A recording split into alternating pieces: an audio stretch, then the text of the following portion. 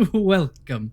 I am the last hit point hero, and you have found your way to Neon Lights Roleplay. Thank you so much for hanging out and joining us. We had a little bit of technical difficulties that slowed us down, but we are here. No worries. Everything is functional, and I think everything sounds good. I have no reason to believe otherwise. So for tonight, we're going to dive back in to our Dungeons & Dragons 5th edition adventure module, Icewind Dale, Rime of the Frostmaiden. We are 30 sessions into this magnificent game with these fabulous players. We have Steve again. Sorry about that, Croc. I'll, we're gonna click on this, and then we're gonna click on this, and the nameplates are gonna go weird for a minute, and we're gonna click it again, and click on that, and this, that, the other. Hopefully done. Hey, there we go. All right, buttons. There you go. As for us getting started, there is, of course, our word from the Frostmaiden herself. Nowhere is colder than the very heart of the storm. Oh, fortunately, no one would go to the very heart of a storm or anything. I mean, there's just no chance that anyone would wander that direction. As for our game, safety tools are in place for our players, but you as a viewer do not have such a luxury. So for this, I skipped a whole paragraph. I'm sorry, I'm a little flustered. You're doing great. Great. You're doing a fantastic job. First and foremost, no attempts to make this story child appropriate have occurred. This is a tale of cold isolation, alien incursion, and self-centered divinities. This actual play stream contains adult language, descriptions of violence, some light gore, scary images, and generally speaking, a great deal of cold. Our players are here to warm the night.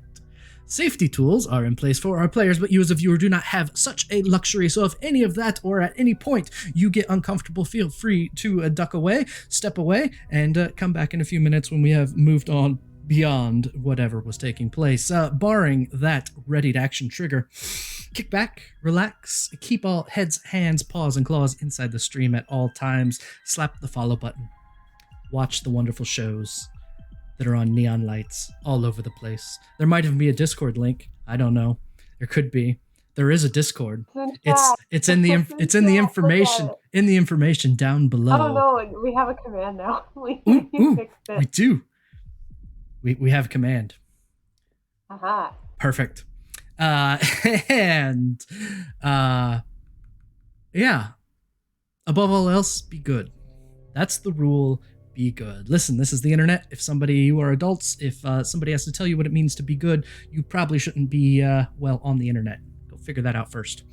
As for our players, they are going to take just a few moments to introduce themselves, the character they are playing, and answer the question for the night. The question for the evening is, would your character do better in near-freezing ankle-deep water for 8 hours, or 16 hours of desert sun? That's the question. Tell us which one. Which one do you think your character would do better in? Yeah. As for introductions, so tonight I have a foolproof method of, determining something that will change everyone's life here. I've asked all of you to get a D12 ready and a D4, because like all things worth learning and holding on to, we are going to stick it directly into chance. I'm going to share with you tonight the ideal color for your socks. So this is going to tell us a little bit about yourself and why you should have this color and why that's important to you. If there's any duplicates, it's only the first person to roll it that gets that. So if your favorite color gets rolled, then your favorite color just isn't the right color for your socks. Sorry. So we're going to start with Sir Heck a lot. Sir Heck, if you could roll a D12 for me, followed by a D4. And let me know your results. All right, let me do that real fast. So that's an 8. An 8, okay. And a 2. An 8 and a 2. So, Sir Heck, the ideal color for your socks is pink. It is the color of love and compassion. It's kind and comforting. And the reason that pink is important to you is because pink is a color that calms, that comforts, and that sympathizes. So pink is the color of socks for you, Sir Heck. It's Sir Heck a lot. You know what's wild is my socks actually do have pink on them right now. I'm not gonna show chat Meant to because be. that isn't for free on Twitch. But hey everybody. Is there a command for your fans only? No, that's not a thing. Okay. We've been trying to convince Foxy, but it's not a thing right now. Instead, chat, if you for other streams, not this one, but for other streams, we do a point command in the channel point section down below chat for making Foxy even foxier, and he'll put on some foxiers for you. So stick around for some other shows, and hopefully we'll expand upon that a little bit more. But hey everybody, it's me, Sir Heckalot. You know, tonight I am playing Astoria, the ASMR bard, and I'm not sure if I went into too in depth for how Astoria originated.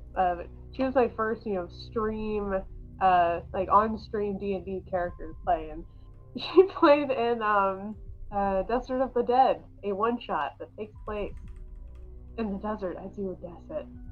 So she can handle the zombies and the heat.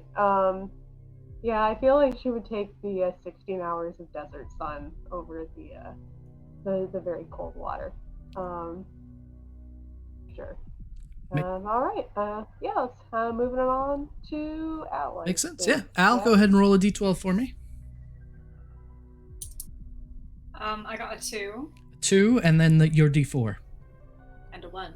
And a 1. All right. Your ideal sock color is orange. Orange is the color of enthusiasm and emotion. It exudes warmth and joy and is considered a fun color that provides emotional strength. Now, the reason that orange is important to you is because it symbolizes optimism, enthusiasm, and youth, and those things are vital. So, there you go. Your ideal sock color is orange. It's Al. It's Al. Hi, I'm Al Lucart. My pronouns are they, them. And I'm a sci-fi fantasy artist and tabletop game geek. And tonight I'm playing Mirth, our dragonborn bird, whose pronouns are he, him. And if Mirth had to pick between the snow and the desert, the thing is Mirth is actually warm-blooded, like a Tegu, but he still would prefer to be in the desert, despite the temperature regulation abilities he has. I think he just enjoys the heat. So I think he would just tap into his sunbathing roots and survive that pretty easily. He's struggling here in the frozen north. This is where physically his body is like, can we not? And he's like, but treasure. So he'd do better in the heat. Makes sense. It makes sense. Continuing on and around, T, if you could give me a D12 and a D4, I will tell you your ideal sock color and why. An 11? Oh, no, not the total. So I need the D12 number. 9. 9, okay. And then that makes for a 2. All right. Your ideal sock color, T, is brown. The color of stability and reliability. Brown is dependable and comforting. Look, it's Brahm. And then that's what I was going to say. The reason this is important to you, T, is because brown socks will simplify, protect, and ground you. So yeah. All right. So brown socks, it's T. All right. I'm T, and I'm playing Brahm the Human Paladin tonight. His pronouns are he, him. My pronouns are he, they. Man, so... despite being like a dark skin, well, okay, first of all, GM, are we talking like without clothes or like wearing all their gear or like in shorts or what? I didn't really, picture it beyond just either cold water or a desert. So you tell me. Okay. Well, if he's wearing all of his gear, then I would say, despite being a dark-skinned person, he would not tolerate the heat very well. Okay. So he would prefer to be cold. And like, you know what? His feet will be really uncomfortable after 8 hours. But the rest of him would still be pretty warm, so he'd probably prefer that. Well, good. Well, that and Brahm now has magical armor that Oh, means the right. cold doesn't bother him anymore. So That's true. Yeah, that's true. That's true. Yeah, and I'm also pretty sure, despite being a dark-skinned person, he'd get sunburned if he was out that long. Like, that's a long time. yep, 16 hours is a long time in the sun. Yeah, my sibling was like, I'm not going to get sunburned because I have dark skin. Nope, roasted. Yep. Well, continuing on and around, we must determine everyone's ideal sock color and why. So Janie, I need a D12 roll from you. Okay, the D12 is a 9.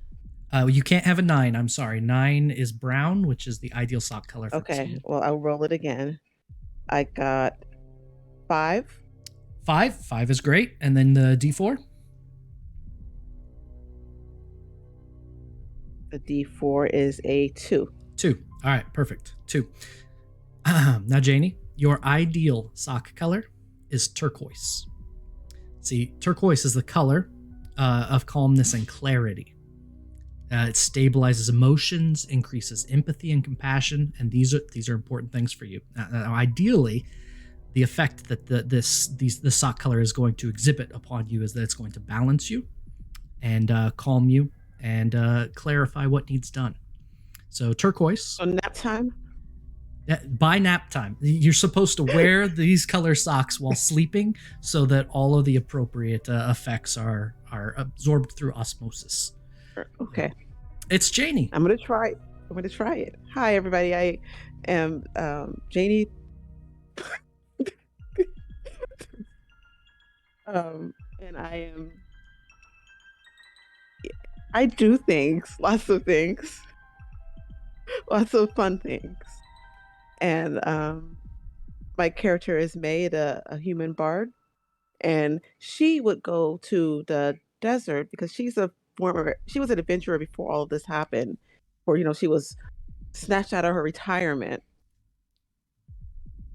because she retired at our current level and had lots of money and was just teaching people to hit things with sticks, and she gets taken away from that nice cushy life.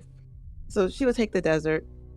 She's also dark skinned, but she will get burned, but she still would prefer that to, this cold that's everywhere. It makes sense. And I can see how that's the direction that she'd prefer. But, fortunately, I don't know if you've noticed, all of you are trapped in a whale in about ankle deep freezing cold water for the next 8 hours. So I see. So the choice was made for us. In a lot of ways, yes, the choice was made for you. But that's okay. I still would prefer the sun. So if you could get to changing that, please. Well, I don't have any power here. You've got a Frostmaiden to deal with. Continuing. Well, she has some gold at home that she can give you. Continuing up and around, last but not least, the second and last session for our wonderful guest from the last 2 sessions. Ty, I need a D12 roll from you. A 1 and a 2. A 1 and a 2. All right, Ty. Your ideal sock color is red. It's the color of passion and energy. Red draws attention like no other color and radiates strong and powerful energy. And you said a 2 was your second die? Now, the reason that you need to wear red is because you need attention, motivation, stimulation, and caution. So those are the things that you need. That's why you should be wearing red socks, and that is why that is the ideal sock color for it's Tyrant. I don't like wearing socks to go to bed though, so I may wear them out and about, but I'm gonna keep these feetsies nice and bare for the sleepy times. Hey everyone, Tyrant. Find me on Twitch and Twitter at Dr. Tyrant. I'm playing Steve Glady. No, I mean, I'm playing Croc, the kobold barbarian because I don't know my characters. Croc is cold-blooded, just like his murder, and he would prefer to be lounging in the perfectly acceptable temperature of nice sunny sand. This is absolutely the opposite of what Tyrant would want, but we have to play characters here. Yeah, it makes sense. And I am HP. I'm the last hit point hero. Use he, him pronouns. I will be playing all of the various monsters, NPCs, and other, sentient whales, talking icebergs. I don't know, whatever they run into tonight. We'll have to wait and see. But don't just take my word for what this group has been up to. We do have a summary of last session if you missed it. I was able to put a call in over at the Northlook Inn, and they were able to broadcast what Old Bitey had to say about the last session. And so we'll get the word from Old Bitey, and then we will move on to our game for the evening. So, Old Bitey, what do you know, friend? Oh, a bitter deal was made. Gellum's future they did trade to the queen who is so mean. Frozen young the dragon stays. Oh, running from sure death. They better hold their breath. Into the maw of the whale they saw across the icy breadth. Oh! Classic Old Bitey. Thank you, Old Bitey, for that update. Yes, the wormling Gellum did trade away, well, really everything for just a modicum of what he would be if he would just wait.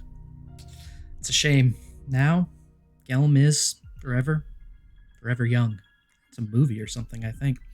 Anyway, as for tonight, before we get to the party in a whale's mouth, there is one scene I want to draw attention to, and then we will pass the game to them.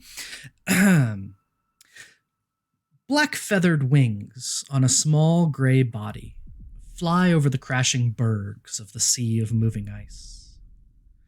Hooked beak and masked eyes scan the surface.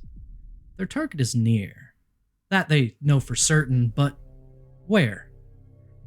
A spout of water blasts 30 feet into the air.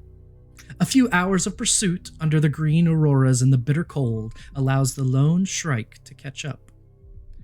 Calling to the massive whale catches his attention during a deep breath. Partially curious and feeling strangely compelled, he turns to the side and opens just wide enough for the small bird to enter. But before we get to that, we find the moments of escape. It has been maybe 5 minutes since you ran from the ancient white dragon, Arveiaturace, and dove into the open mouth of a blue whale that told you he would take you to the Frostmaiden's island. Considering the options, all of you dove face first into the open whale mouth. Angajuk closed his mouth, blew out the excess water, and in the dark and in the cold, all of you find yourselves balancing on a whale tongue in ankle-deep, near-freezing water that is, fortunately, slowly warming, thanks to the warmth within, well, a whale mouth. No worries about being swallowed. Blue whale esophagi, I believe that's a plural for esophagus, are only about 9 inches across, so none of you are going down that gullet. And Angajuk has been courteous, moving slowly, but you can feel that movement. At some point, all of your ears pop as the pressure changes, and periodically it changes again as Angajuk surfaces to breathe every, half hour or so. But, as I said, it's only been about 5 minutes, so you have yet to truly experience that. But that is where we are going to pick up, and that is where all of you are right now. So, as I like to say, the game is yours. Brom is still holding an ankle. Whose ankle? Sorry, Sabob's ankle. Yes, yeah.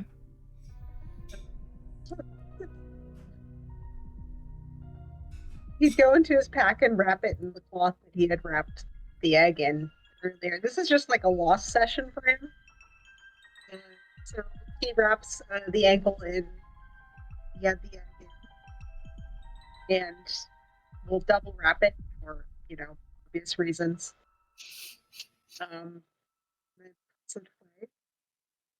He also makes sure that the food is not close to double wrapped ankle for good reasons. Look, he's got rations in there too. I'm just saying. So yeah, he separates those spatially, and then he just sits in shock on the whale tongue, making his butt very cold and wet. At least he can't feel the cold. Huh? Is this a toothed whale or a baleen whale? A baleen whale. It's a blue whale. Yep, blue whales are baleen whales. Okay, no more animal facts. We're gonna move on. Oh, don't start me on this. Nope. Yeah, it's still like completely dark, right? Oh yeah, it is pitch black in here. There is no Alright, light okay. source. Oh God. Yeah, it's very scared at this because like don't even know the surroundings. We just kind of jumped in here. Story's like, oh, this won't do. And I'll just snap her fingers and cast light on her hand. So Thank now we can Yay! see.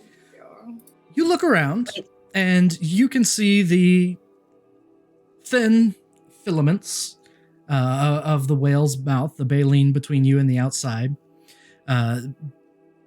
Otherwise, it's fairly nondescript in here. There are no small wooden puppets or anything else. No men named Jonah, nothing. Seeing Belly run Clever. them out.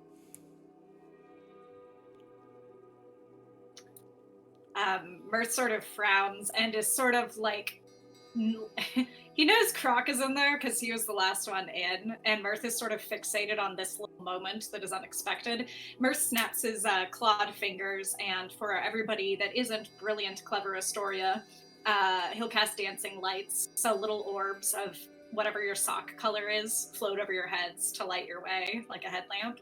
Although I don't know what a brown light looks like, but oh well. Right. And I think he's going to... Croc, what are you doing right now? Are you hiding beneath a tongue? Are you proudly there? I have to ask to our two animal experts, do whales have the uvula? Is that it?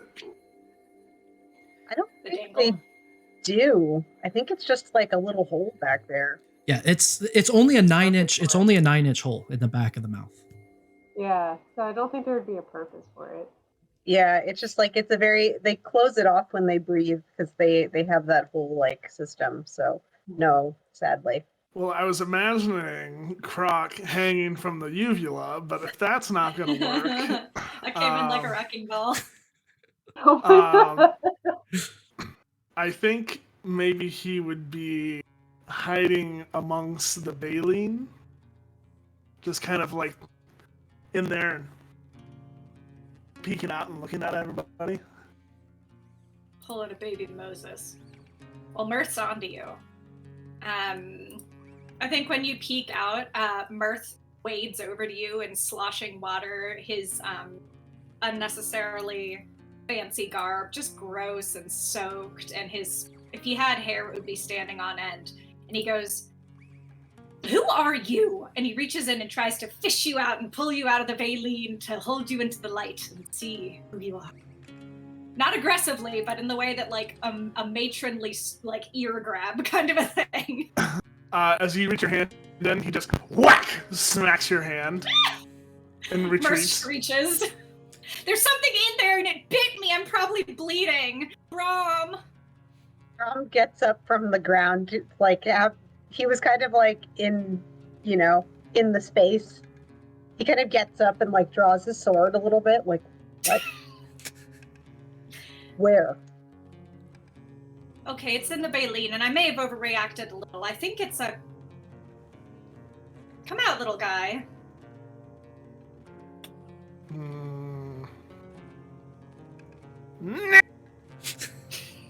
You hear a familiar no that you heard through the door over on the ship when you were trying to coax the kobolds out of their hiding place.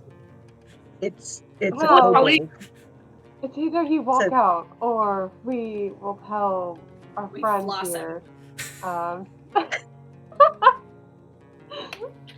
Or just to open his mouth just a little bit. I would rather not be stranded out in the middle of the ocean, and we can ask him to do that. You may Bro, crack. I see. How about this? You stay there, or I'll poke ya.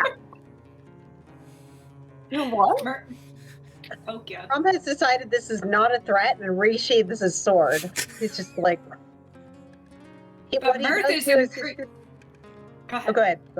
No, I was just gonna say he resheathes his sword and he just kind of like finds a biscuit in his bag and like walks over after rolling his eyes. So go ahead, Mirth. He's not gonna do anything else right now. I was just gonna echo when you said that you've decided this isn't a threat. Mirth has decided this might be when poking was mentioned, and sort of girlishly sort of inches back in the water a little bit and lets you bring over the cookie or whatever you're doing. How close is Brahm right now? Not very close. He's like 3 or 4 feet away, probably. He has it's not actually a cookie. I wish it was. It's hardtack, the single grossest thing in existence. Which is it's just like a super hard like biscuit. I'm sure kobolds would like it, but yeah, I don't he think brings it that. makes any difference. Croc, as soon as he sees the food, just leaps out from behind, and mouth just clamps around hand. It's a good thing that Brom's wearing armor. It's Rabbit! We have to put them back down! We have to put them both down! Can you roll to see if it hits, Brom? Oh, Go, sure. go ahead. Hold on one sec. Roll attack. I don't have a bite attack. What? Hold on. So don't kobolds have a bite attack? I think it's just a natural weapon. It would just be 1d20 plus his like strength modifier, I think. Let's treat it as unarmed. That'll work. Not even using your arms. Nope. That is a 24.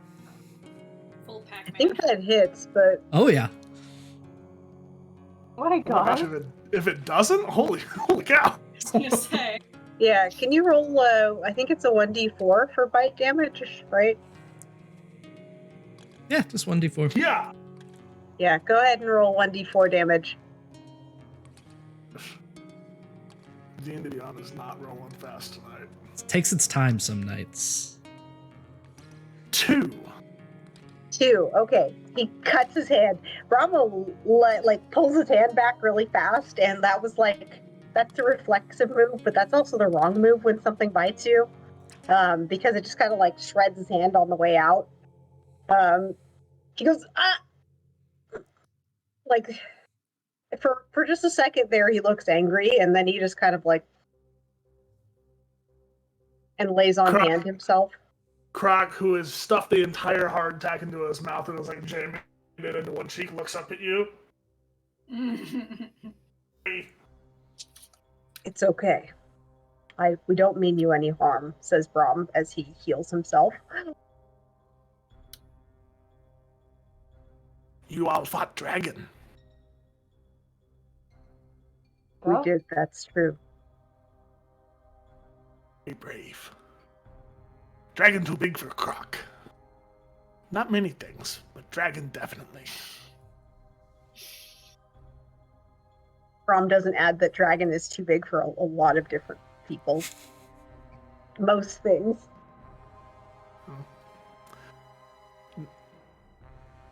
Who are you? Hi. Oh, good. So you're Croc. I'm Astoria.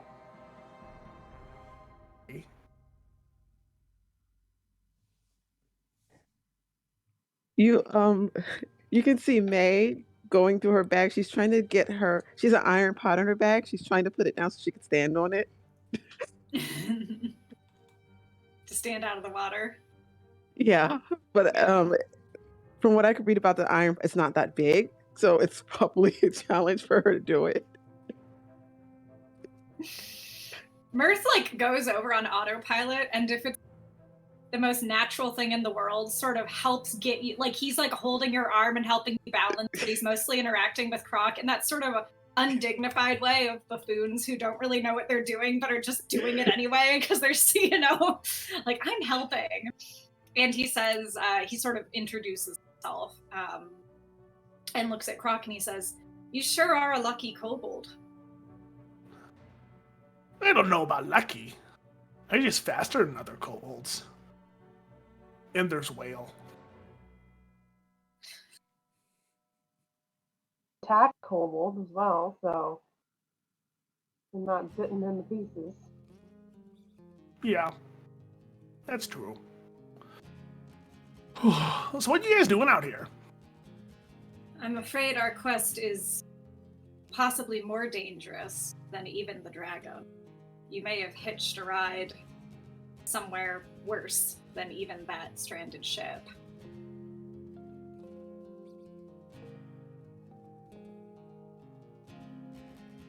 Okay.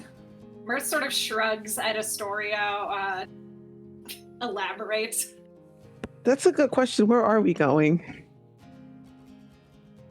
The Frostmaiden's Island.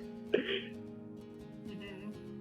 Yeah, Engajuk is bringing us to her island where we probably fight a god? I don't know. Yeah. Yeah, essentially, yes. Okay. I'm gonna just go and Croc like turns to run. And like tries to get like a few feet into the baleen? Is that what it's called? Baleen? Mm-hmm. And then just shit. Somebody gonna tell them that we're stuck for a while? We're stuck for a while. I'm not Well. actually sure how long this trip is going to be, but You know how to talk to Why? Whale? I suppose we could ask him. I'm Sir Braun, Laden. He says, and he extends his non-bleeding hand this time. Crap! He shakes his hand. I like this hand vision we got. There is a rumble from the whale. Little bit tough to understand, and the ground beneath you starts to rumble as the tongue starts to move. Does May fall? You tell me. No, I help you. I'll Okay. catch you. If you fall, I'll swoop you off your feet. May starts to falls right into Mirth's arms. Well, hello there. Mirth smiles a dashing, lizardy smile and says, "Milady," in sort of like an exaggerated and fruity voice. And I think he walks over and puts you in Brahm's arms without asking first, and then goes and leans up against the side of the baleen and says, "It looks like we have a bit of a trip ahead of us. And if you don't mind, I would like to tell our new friend about all of the things we do." And he takes out his concertina and begins to play it. Yes! And I'll be happy to roll if you like. No. Do you want me to do that before? You It's just as want me to do it's it? as good as you want it to be. It's excellent.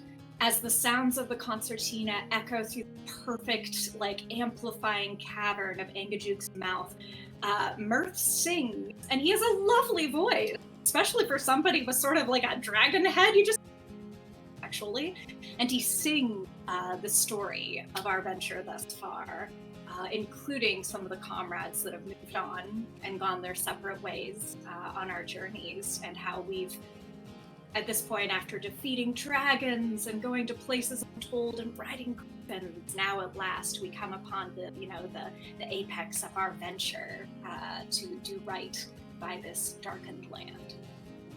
And I think it's a very sincere song. Like, for as goofy as Mirth is, I think when he's singing, it's like a good campfire or whale tongue song. It's like he's really putting his heart into it. Aww. And Angajuk actually starts singing along as Mirth is singing, so there is a whale song.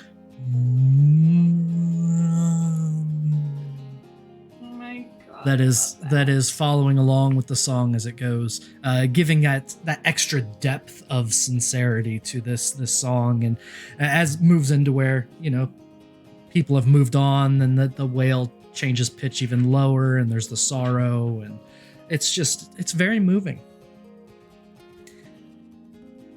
That proceeds for quite some time. And all of you are able to make small talk for, probably an hour, 2 hours. You do get an update from Angajuk. There is this very slow, rumbling voice. The tongue starts shifting again, where it will be sometime in the morning, I guess, when the aurora fade. You climbed in the whale at about 9:30, just as the aurora were coming out. They come out at 8. They go away sometime around 7. The fake nighttime. And that's how you find yourself for about an hour. And then another hour. Yeah, go ahead, T. Just gonna say, since Brom isn't bothered by the colds, is it possible he could fall asleep here? Pretty gross. So I don't know. Brom. He's so tired. He hasn't slept in You could take a rest, I guess. So I'll allow a short rest, but the idea of going to sleep inside a whale's mouth to get a sufficient long rest, I don't think that'll happen. It has warmed up. After about an hour in a whale mouth, the ankle deep water is no longer cold, and actually this is probably the warmest that some of you have been in weeks. At least the warmest consistently that some of you have been for weeks. There's quite a few layers of fat between you and the nearly frozen water. Yeah, it's true. I'm just saying that as someone who's fallen asleep on a speaker before. Things can happen when you're tired enough.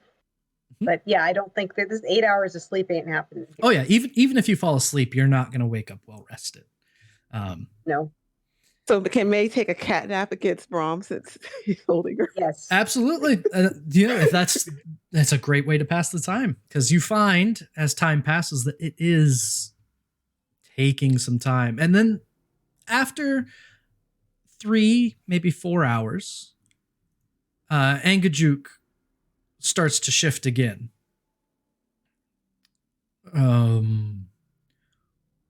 Hold on. Brom wakes up for that, and we'll reach out and grab something. Probably some Baleen, since he was leaning against the mouth. Grabbing bunches of Baleen, I guess, since that's the main feature. You can feel the pressure change. And then everything goes sideways, as it seems as though Angajuk has moved up and turned. There is a moment where above you through the baleen, part of the mouth begins to open and freezing cold water starts to come in. Not opened all the way, just the side is opening, and a small something flies in. The mouth recloses. Angajuk reshifts to the appropriate orientation forward, so you're not leaning sideways anymore. And as all of you kind of take a moment to shake off the sudden change in direction, there is a small gray bird with black wings, a black mask, and a hooked beak that is standing on the baleen that you can see in the light that has been cast. You are all cold again as the water has re-chilled. It was about mid-thigh deep on most of you. Croc, you were probably starting to tread water. Oh. But there is the repressuring as all the water is pushed out. And there is a gray shriek on the baleen, shaking ice off of its feathers. No, says Brom, because he knows what this means. He would have shrieked as the water comes down because, he may be a big manly man, but that water is freaking cold.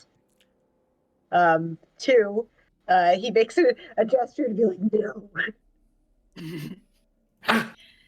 When you catch your cat rushing for an innocent, it's just like, no! Yep. Oh. After the ice is shaken off of the shriek's feathers, it kind of looks around, tilts its head, and then flutters over to be on the baleen, more or less in front of Brom, as Brom has one hand on the back of Croc's collar, as the claws are flailing through the air, and a voice emits from the shrike. Greetings, Sir Brom Rowan-Laden, Knight of the Order of the Golden Lion. This message is from your father, Sir Goodwin Laden, Knight Commander of the Order of the Blue Rose, loyal to the royalty of Impulter, Counselor of the Lords of Infras II, spoken at his behest via this winged messenger by the Archdruid Alistair Gauche Tradmere. The message is as follows. The shriek kind of sits back, rolls its wings a little bit, opens them and closes them, and then that same voice continues. Son, word of your deed and action within the far-off land of Icewind Dale has reached my ears. It prides me to hear that your training thus far has taken where your training. It prides me to hear that your training thus far has taken, and you have proved capable of executing it adequately. I have no doubt that whatever the details of the task laid out before you may be, you shall complete it as duty requires. Anything less is outside of your upbringing. To that end, I'll share that with you so that everyone can see it. Aww. To that end, you know well my desire for you to one day occupy my seat upon the Council of Lords, and the expectation that you will achieve membership to the Holy Order of the Sacred Shrike.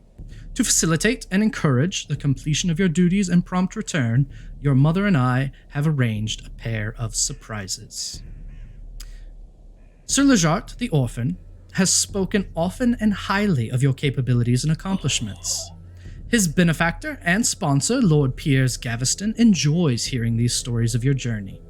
The idea of a young noble knight reaching his potential and pursuing great quests for the salvation of endangered folk excites Lord Piers. So impressed was he with the picture of your prowess as painted by Sir Lejart's descriptions, that Lord Piers approached your mother and I with a pair of propositions. These are your surprises. First, Lord Piers has spoken with and secured the support of 3 senior knights. They have agreed that your current quest shows wisdom, bravery, and endurance sufficient to pass the test of the Triad. Pending your completion of this quest, you shall be accepted as a full member of the Most Holy Order of the Sacred Shrike. The good news does not stop there. Seeing an excellent opportunity for the uniting of our houses, we accepted and formalized a second arrangement. Pending your return, you shall find your betrothed, Lord Piers's eldest daughter, the Lady Morrowind, awaiting you with open arms. Congratulations, son. See to the end of your duties with haste, and return to us a Holy Order knight with a new bride waiting at the altar. Cordially, your father. This ends the message from Sir Goodwin Leyden, Knight Commander of the Order of the Blue Rose, loyal to the royalty of Impiltur, Counselor of the Lords of Infris II, spoken at his behest via this winged messenger by the Archdruid Alistair Gausch Treadmere. No response is required. The shrike shakes off its feathers again, settles into the baleen, and then appears to snap out of something and starts flying around frantically inside the whale's mouth. Yeah. Rob just kind of sits there in shock. He's turned about 3 different colors as the letter was being read. First, he turned white because news from his father is almost never good news. Second, he turned bright red at the note from Sir Lejart, and then he turned white again, and all blood left his face, and he looks like his heart's probably pounding at the last note. He reaches out and grabs, I'm so sorry, giant whale. He reaches out and kind of grabs the baleen to steady himself. He just kind of sits there for a minute. Normally he would go and, capture the bird so it's not frantically fluttering around. Mirth will catch it so that our kobold doesn't quietly eat it in the background. God. Just to prevent that sad crunching.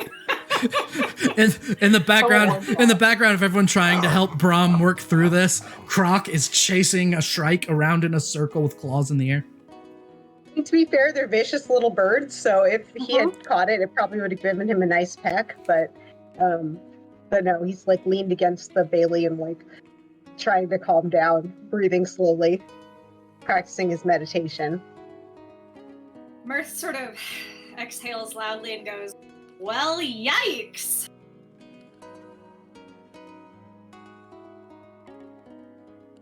I assume you never told him? Told him what? So, you know. He says, you know what, he says, crossing his arms.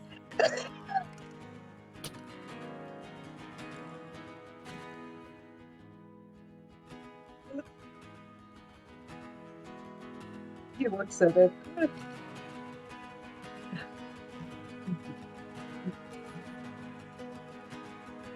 Honestly, I don't think, no matter what I told him, I don't think it would change his mind.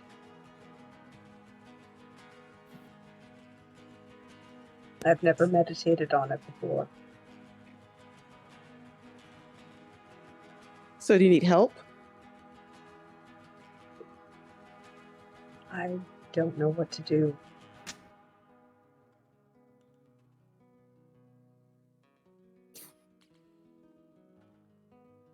Well, I have ideas, but a lot of them we can't do right now, especially right now. The wet sloshing whale noises. Yeah.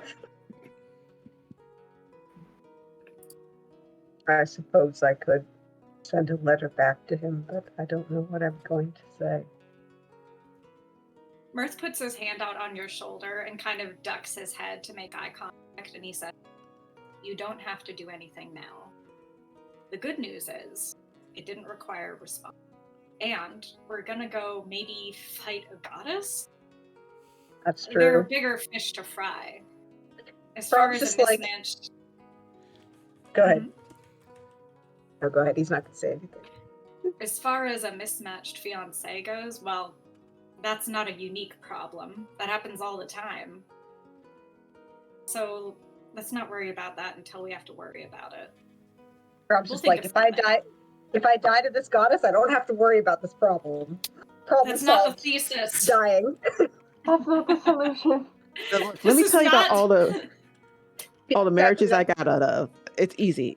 I've done it so many times. It's easy. You don't know my father. He says quickly, you don't know him. You don't. He puts his hand on his head. I don't have to tell you everything, but So we got you. We'll help you as much as we can. Or I will. I don't know about the rest of them. We don't have a king in our country. The Council of Lords is the most important ruling party. So What country is it? It's not. What country Impilter. and nothing. What country is it that you're from? Impilter. Okay. You can just That's see a really lot kind of of relaxed. responsibility. He kind of like looks at her like, It turns out that May is a divorce lawyer. that would be really awesome, actually. No, New character idea. I just got out of a few marriages and maybe got rid of a king and a monarchy. You did what? Where? Says Prom, suddenly interested. Quite the tale. It wasn't. I mean, it had to be done. I gotta look at my notes to see what the kingdom name was. No, in the country of Impiltir, the king has been gone for. He tries to think. At least 100 years now. Okay, yeah, I'm not that old. I don't look that old, do I? No. Okay. Not at all. Yeah, this was before I retired. Okay, good. I don't look that old. No, not at all. Says probably shaking his head. No, it's he's part of. Well, he's one of the holy orders, and he hopes that I'll become part of the most important order through marriage. The order of the Shrike is the highest order you can be in. Do you want to be part of that?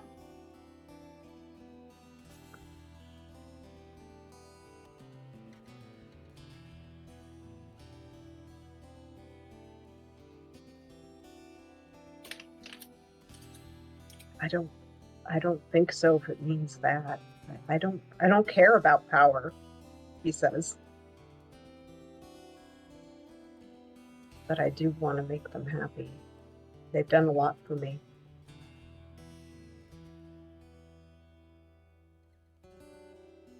Mirth is quietly sobered by this and realizing the tremendous privilege he had having two lesbian parents and like living in a really progressive, like, water deep, like traveling all this nonsense, like all the stuff he took for granted, hearing the pressure that is being put on you from a flying bird in the middle of a freaking whale that it somehow found you in the middle of an ocean going to fight a goddess of eternal cold. Like, he's very like, oh, my problems are actually fake. Like, you know what I mean? Like, he's having this moment of like, oh, wow. And he is at a loss. Like, I think he just has his hand on your shoulder and is just sort of speechless. This is tons of pressure. Basically, like, they're like, do you want to be a ruling figure? And also you have to get married. And, like, that's a lot. It's hard to explain, but they paid for my schooling, for my education. They sent me to my order. They paid for my equipment. They funded my travels here. Well, Brom, what makes you happy? What would you want to do?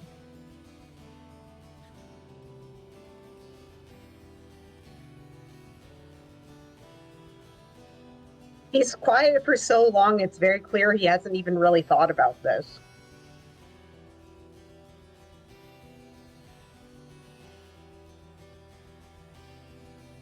I don't know. Not this. Not this. I don't know what to do.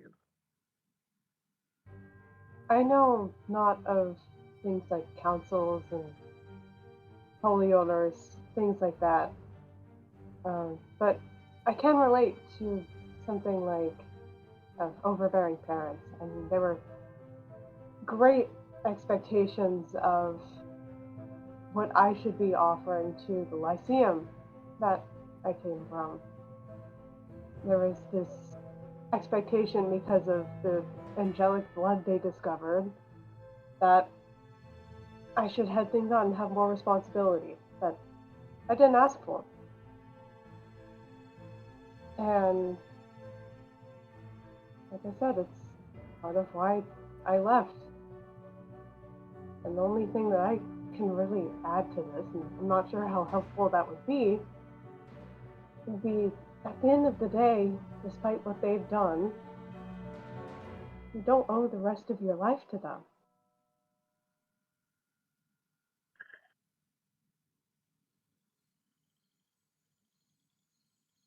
You're more than that. Suppose.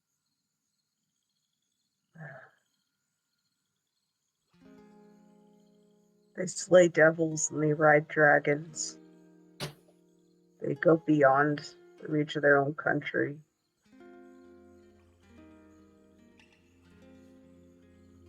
I think. How am I going to tell them no without even having a plan? Mirth suddenly grabs your forearm, like in that brotherly clasp, and with like fiery determination in his lizardy turquoise eyes, he says, "After we defeat this dark goddess, and after we find the treasure that I've come here to seek, I will go with you back to Impulter, and you will not be alone. Whatever Do happens." that? Are you sure? Yes. And then he on a lute that manifests intensely.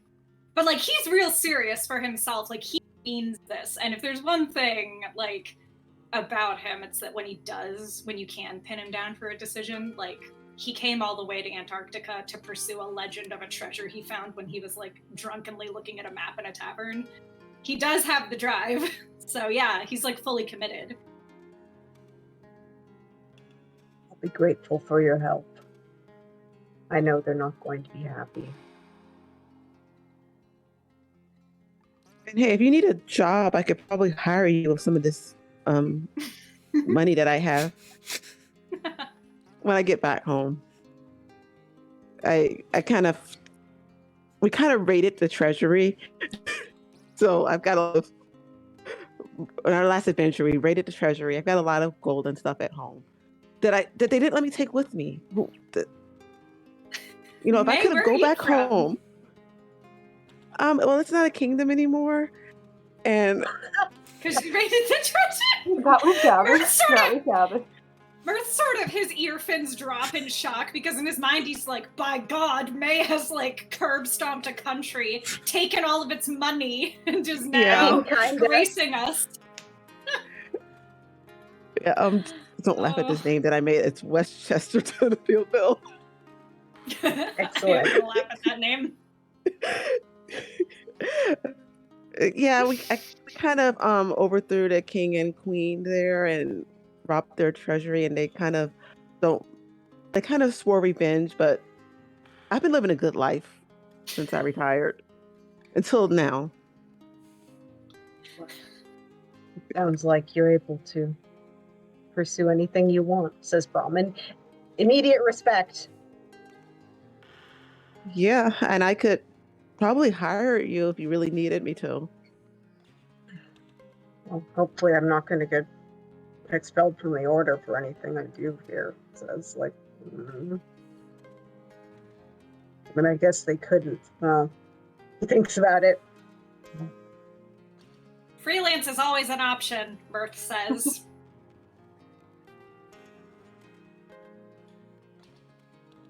There are a few more hours of travel as everyone mulls over what to do. Real quick, HP, if you don't mind. Go ahead. While Croc is furiously hunting this bird with all of his being, as the conversation dies down and as Brahm turns away to go back to their rest or whatever they may do, there's this feeling of like a hand that just kind of clasps Brahm's shoulder, and he may turn to look around, but no one is there. But he just looks down, and It's almost like there's a little ruffle, but handprint, no, ruffle in the cloak that Sieve gave him. And if he has spent enough time with this cloak, there is now this kind of fuzzy feeling as Brahm attunes to the cloak of protection that Sieve gave to him. Aww. You give us feelings, Brahm was wearing it the whole time. Yep. So hopefully he attuned to it. But yes, he feels a little bit comforted for this horrible freaking news he got. What the hell? It's just like... Look, guys, this is why you never become that kid that always pleases their parents. It always leads to this. Well, maybe I not was arranged. literally just thinking that. Like, Maybe not arranged marriage, but you know, gotta be a little bit of a rebel. Just how to establish that early. Brahm didn't. Yeah, Brahm didn't do that. Now he's 22, so this is the. He's getting the fruit of his labor here. Okay, what if you lie and tell him that you did get married to a princess? I don't know. Somebody make up a princess. Oh God, no, that would be worse. That would be way worse, Faye. Like that would make them very upset, especially since he wouldn't have run it by them. So. I do not think. Yeah, I think that would go very bad. So no Princess Buttercup. No Princess Buttercup. He better be coming out with the truth here because this. What are they called? Hover parents. Helicopter parents. Helicopter parents. Yeah, helicopter parents would not take that. After a total of about 8 hours in this whale's mouth, various conversations of passing the idle time, of being frozen as he partially opened his mouth and warming back up, the discomfort of trying to relax for a little bit, the tongue lolls underneath of you all again, and Angajuk says, "Be ready." We're ready. What? You can feel the pressure change. Something you felt off and on about every half hour or so as Angajuk goes up to take another breath. But this time, you feel the movement up and then no further. And Angajuk begins to open his mouth. And as he does, you are hit with the most bitter blast of cold you have felt yet. No. Angajuk, as water comes in and starts covering your ankles and up to your knees, Angajuk says, "Climb," and rolls partially to the side as though he wants you to climb out of his mouth and onto his back. Do we have to roll for it? Yeah, go ahead. I'd like either an acrobatics or an athletics as you try and scramble through the baleen and over the back of a icy, cold blue whale. It's too cold for this. 15? That's enough. Brahm, you're... 1-5. Oh, 25? Yep. No, it's 15. Oh, okay.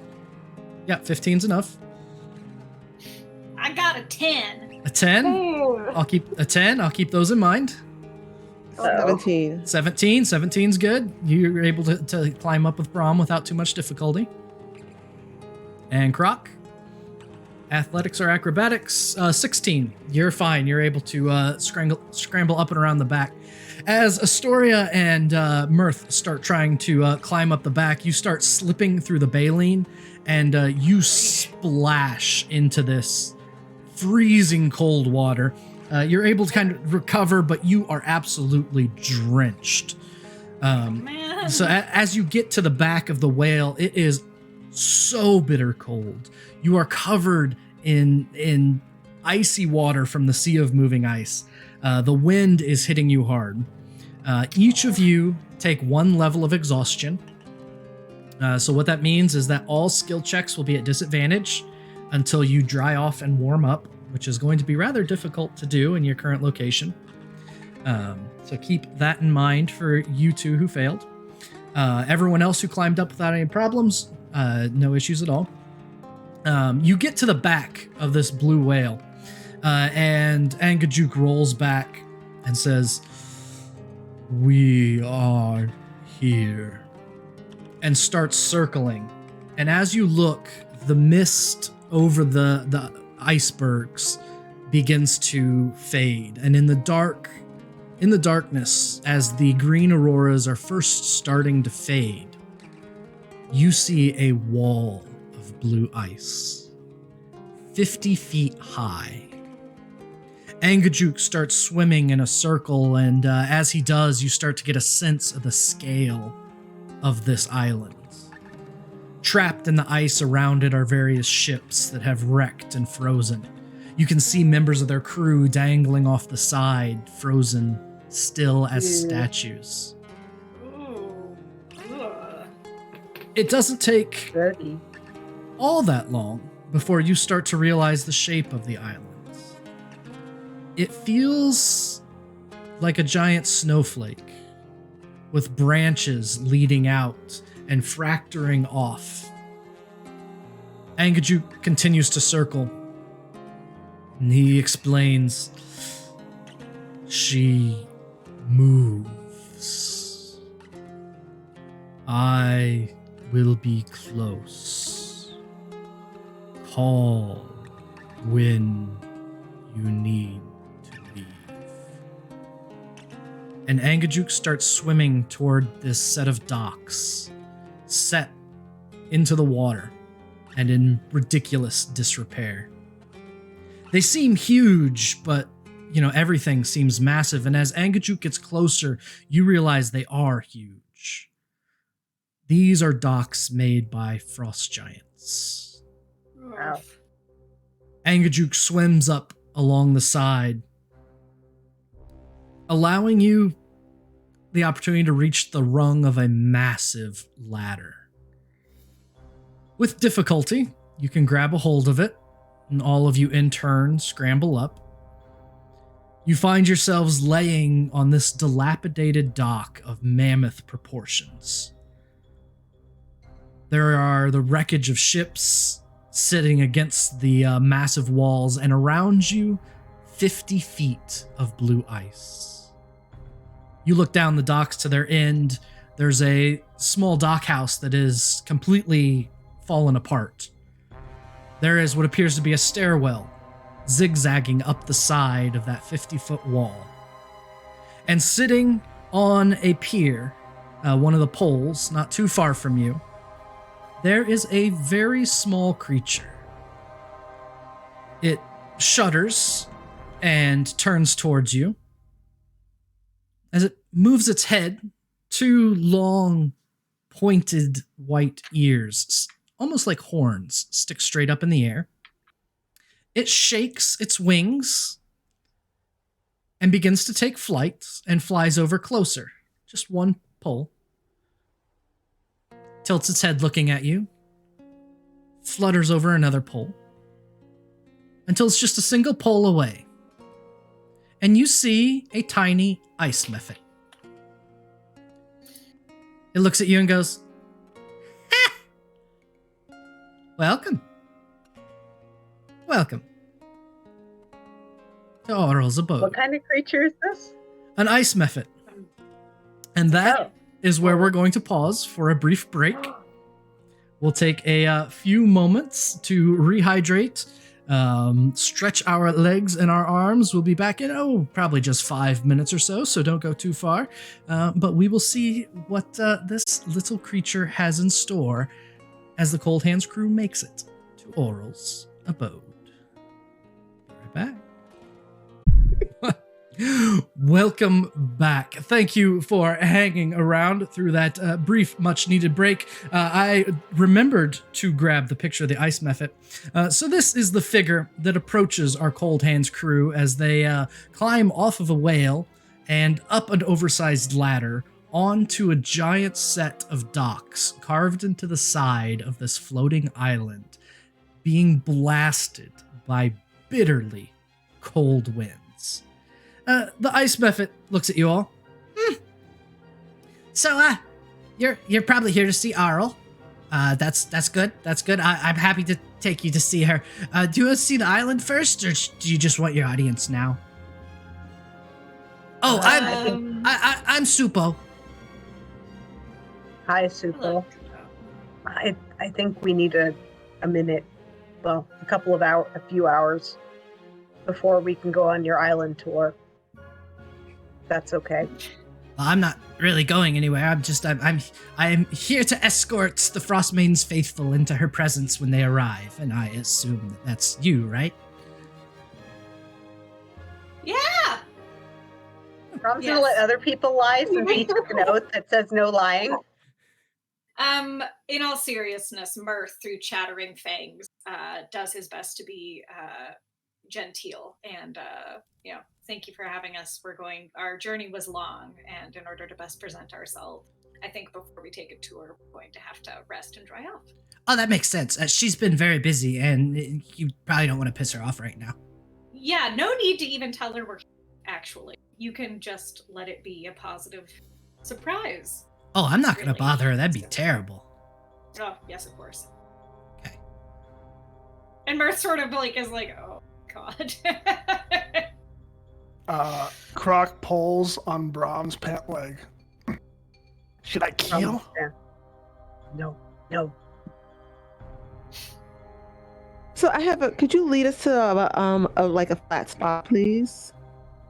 So Supo looks around at the docks that you're on. Okay. What do you want?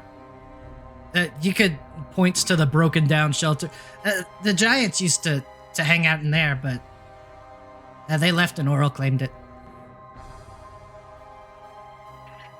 And points to this oversized dock house. It's 40 feet high. It's part of the way up the side of this 50-foot wall. Well, I suppose that will do. Do they know anything about these creatures? Do I have to roll something? Arcana would be fine. Let's see how bad Brom is at Arcana.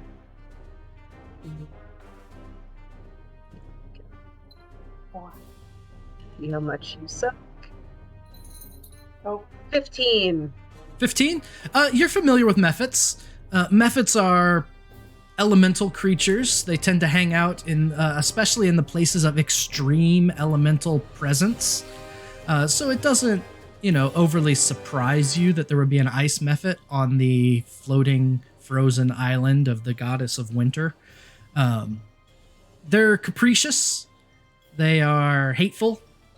They are absolute sycophants to whoever their current boss is.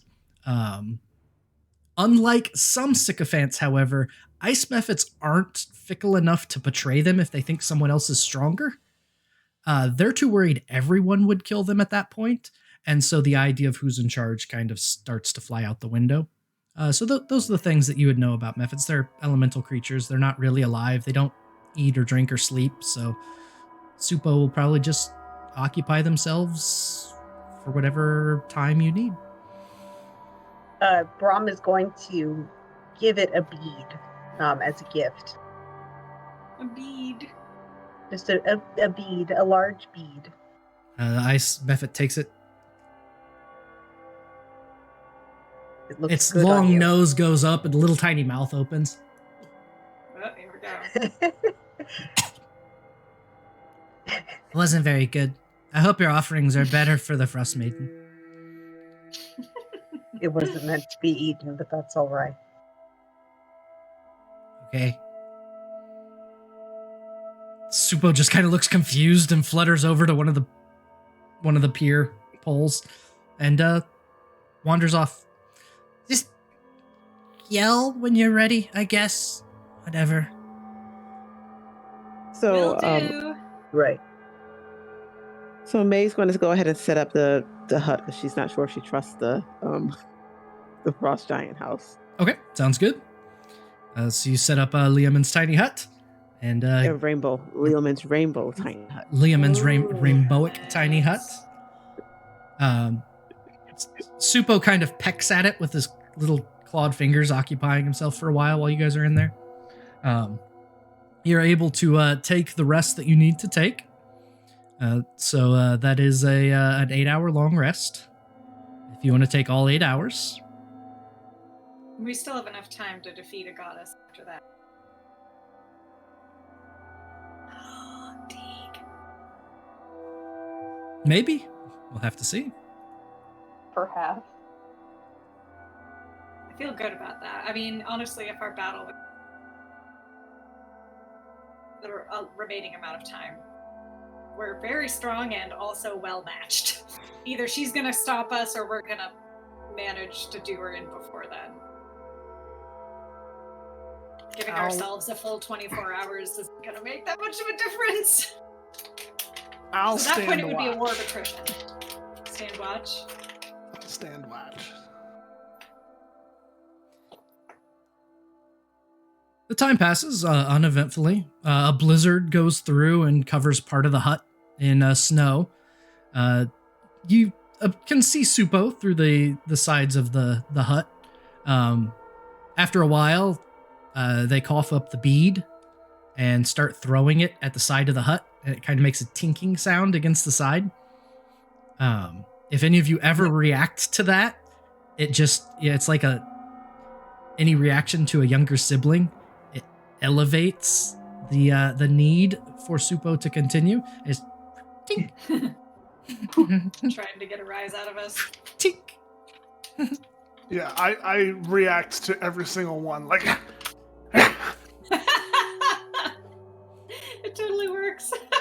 The tink starts coming from different parts of the hut as Supo grabs the bead and flies up in the air to drop it from above or circles around.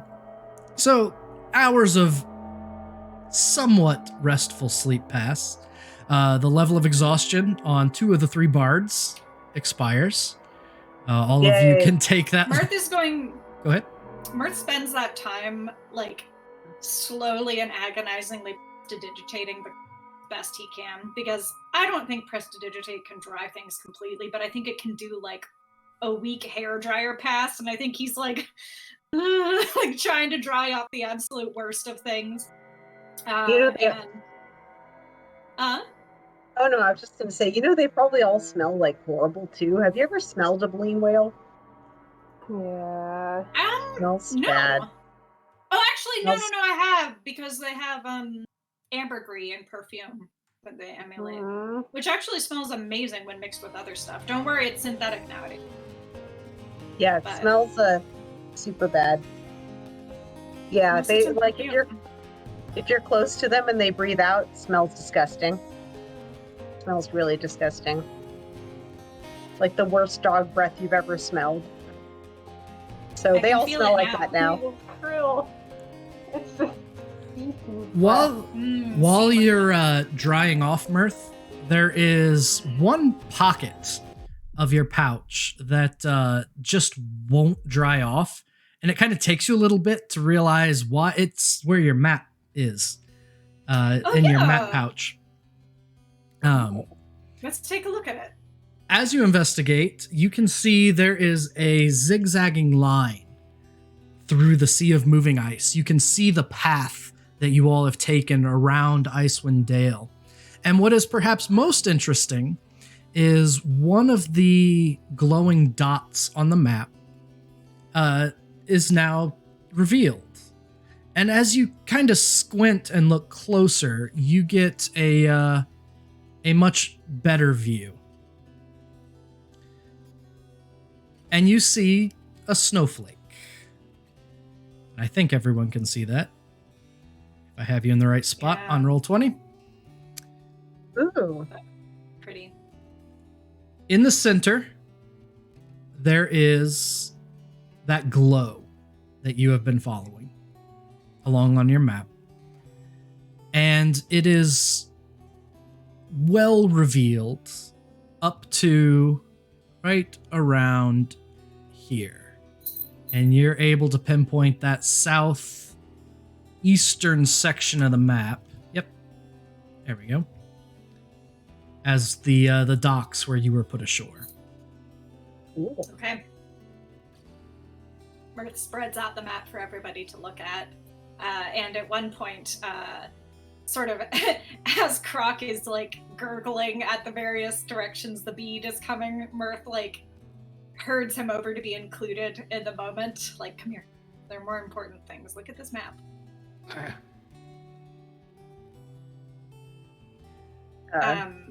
Mirth says, here's what I suggest. And he goes on to suggest that after we rest, we go ahead and take the island tour with the imp, and then asks if we think it would be wise whether to address an audience at all. Are we going to try and negotiate? Like, what is our end goal here? Because this is an evil goddess who is not going to deign to barter with us, right? If we stand up to her, she's going to try and defeat us, right? Mirth can see no way in which our bardly skills could be useful for negotiating, and wonders if you all feel the same. Like, should we have a go at assassinating? Like, and if so, like, what do we do to defeat a god? Like, out of all the things we've learned thus far, like, do we have any favors we could pull in? Full brainstorm mode. Wait. We do? Yeah, because we have the thing to, like, talk to all the evil wizards. We do! Teleport ourselves to talk to the evil wizards. And we can! Yeah, and those guys, they don't give a crap about the evil goddess, but they probably know how to kill her. That would be great. Can we teleport back here? Is there, like, a waypoint? Yeah, you can teleport back, I think, from wherever if you go to them, I think you can go back using that item. Shit, that would be amazing. Let's go check our stuff. There we go. The items that you have that are relevant, as far as I remember, you have 2 different sending stones. One that connects to Valine, cell phones, and one that connects to Avarice. Avarice, sorry. And you also have one of Avarice's earrings, which will allow you to teleport to Avarice. Let's call up Avarice first, because she's a bestie. Valine was, as I recall, a jerk. Although she's also my beautiful wife. But yes, let's talk to Avarice first, because at least Avarice is a bestie. That's a dangerous road, but maybe. Before we do that, this is somewhat meta, but we can we discuss in character as well if you like. But wild thought, why don't we if we can call Avarice via whatever the phone equivalent is, that would be great, because the teleportation device could be a last-ditch emergency kill switch. Right. If we need to get out, we could just go Captain Planet and then teleport away. Which could be the difference between a TPK or survival. You know what I mean? If victory, if we're going to be in this forever TM, we might as well get out with our skin attached. Correct. Okay, so we'll save that as in case things go real bad. And what should we ask Avarice when we call her? For advice on how to defeat a goddess? Well, we do have some information she wants. Like, didn't they want that spell book? Oh, do we have the spell book? Hell yeah! So, what you are looking for is that all these wizards are looking for the Codicil of White that they suspect was on the Frostmaiden's island. Yep. Valine is looking for her Professor Orb, her family's Professor Orb, which was stolen by Nass, who is another one of these wizards you haven't met, who figured out how to get to the island and got there ahead of them and didn't tell them where they were going. So you suspect that Nass is somewhere on this island. If you find Nass, you find the Professor Orb, hopefully. And maybe somewhere here is the Codicil of White. Great. Let's tell her that we can find the Codicil of White now that we're here, and what do we do about this goddess, maybe, in exchange? Yeah, absolutely. That's a decent enough update. All right. And also, we can go and beat up Nas and take that Professor Orb from him. All right, Totally we call her lawful, up. good thing to do, by the way. Yeah, definitely. Was Very, asking very nicely legit. Was asking nicely not an option? No, just beating them up. Okay. Taking their lunch money. I would ask questions.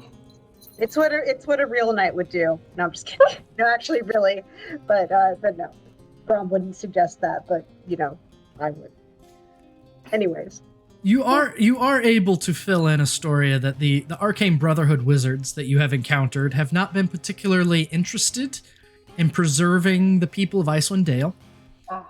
They are fairly single-minded in their quest for this Codicil of White, and have betrayed each other multiple times and are basically asking you all to play. You have been asked to tell them and only them, both Averis and Valine. And I think that it was even said out loud, certainly not in the presence of a familiar, that you could play Averis, or you could, what was it? Pretend to go along with what Valine wanted and then tell Averis everything, is what I think it was. Yeah, and then Valine, we didn't know this, but Valine told and is yes. probably not surprised that we might be trying to play both sides, but Yep. Hence why I think Avarice is a savvier choice point. Not that we would know, but Avarice is Right. also a slightly more known evil, the lesser of two, one might say. Okay. So Avarice is the one we're calling up? yeah, maybe we'll call up the other one if she has no ideas, and/or if we get that Professor Orb, we could be like, "Hey, bestie, look, we got this orb. Can you do something? Can you give us a favor in return for it? Looks really cool, huh?" Sounds like a plan. So you are able to reach out through the sending stone to Avarice. It took you all long enough. What did you find? Anything of use? Yes, actually. And Mirth will fill her in. Really? You made it to the island itself. I must admit, I find that to be quite impressive. I didn't think any of you had it in you. And, Sorry. where exactly yeah. did you come across this island? You know what? Forget it. Activate the earring and I'll come to you. Are you sure? Are you sure that would be wise? Pretty horrible over here. And we were also hoping to. We weren't sure if it was the time to use that or not. We can come to you after. In fact, Merc kind of gonna stand his ground on that and be like, actually, don't do that. Like, if we can prevent if we can prevent her out of character from coming to us, that would be great, because it would be a certain degree of assurance that she won't just be more competent than us and go get what she wants and then zoom away into the night, thus moving our emergency thing. I So think Mirth that's is going probably to- what she wants to do. I think that's probably her 100%. plan. It doesn't That's take definitely a her rocket plan. scientist to know that clearly she's like, I got it from here. You guys found out. And so Mirth is going to not agree to this. And be like, basically like, nice try. We're still in an agreement here. And if you want us to leave this island alive, you're going to have to give us some information to the best of your knowledge so we can both get what we Diplomacy? If you want to roll diplomacy, you can. That would be fine. Smart people, roll diplomacy. Brom's gonna sit in the back and think about what to tell his parents. And Mirth, if you would like to roll the social skill of your choice, persuade, I believe, or intimidation, depending on how strongly you want to take that stance. if you're asking, are you asking Mirth? Yes, Mirth, because you're taking the geez. stand Not against. intimidate. Okay. Can you deceive? Yeah, right. Would that be Against the Avarice, can you imagine trying to intimidate? Like, I have a rule as a player, which is don't try and intimidate people who are like badass than you. Like, just don't. It almost never works out. Let's see here. Okay. I got a 22, and I feel great about it. Oh. On Persuade. Okay. You want me to wait in the wings while you are that close to the codicil? So you're saying you'll just get it for me then? That's exactly what we're saying. Yes. Well, tell you what. You kill that bitch Nass who left us behind, and I accept.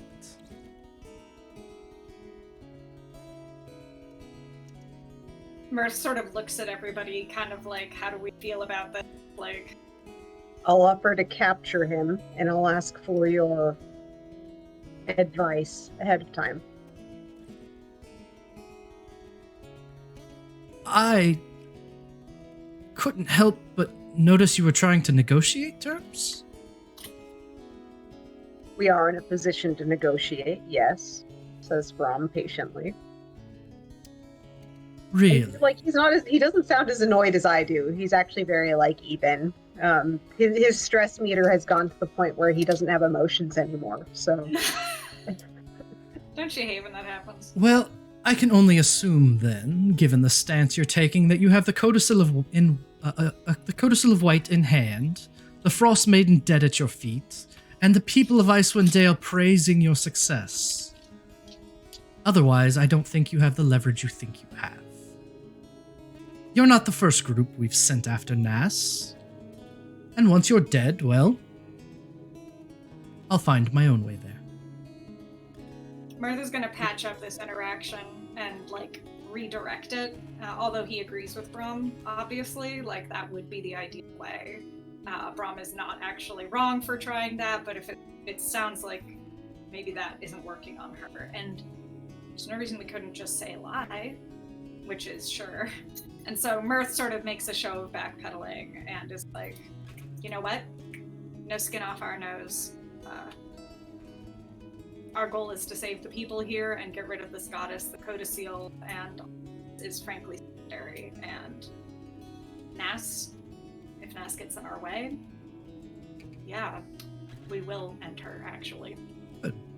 Well, I'm sure that she knows where the book is anyway. Tell me when you're done. Oh, and... Do you want me to roll deception for that, by the way? Because Mirth is actually not making a promise. Avarice is going to react the same way either way, based on the persuasion before. Because this is the answer you'll get. Well, don't go anywhere until it's done then.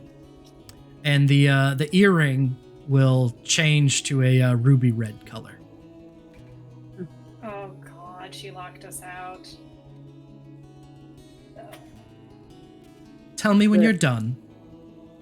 And the stone goes quiet. Oh, shoot. I think she turned off the teleporter. Yeah. A few hours have passed because of your long rest, the conversation. It is early afternoon. Probably 2 in the afternoon.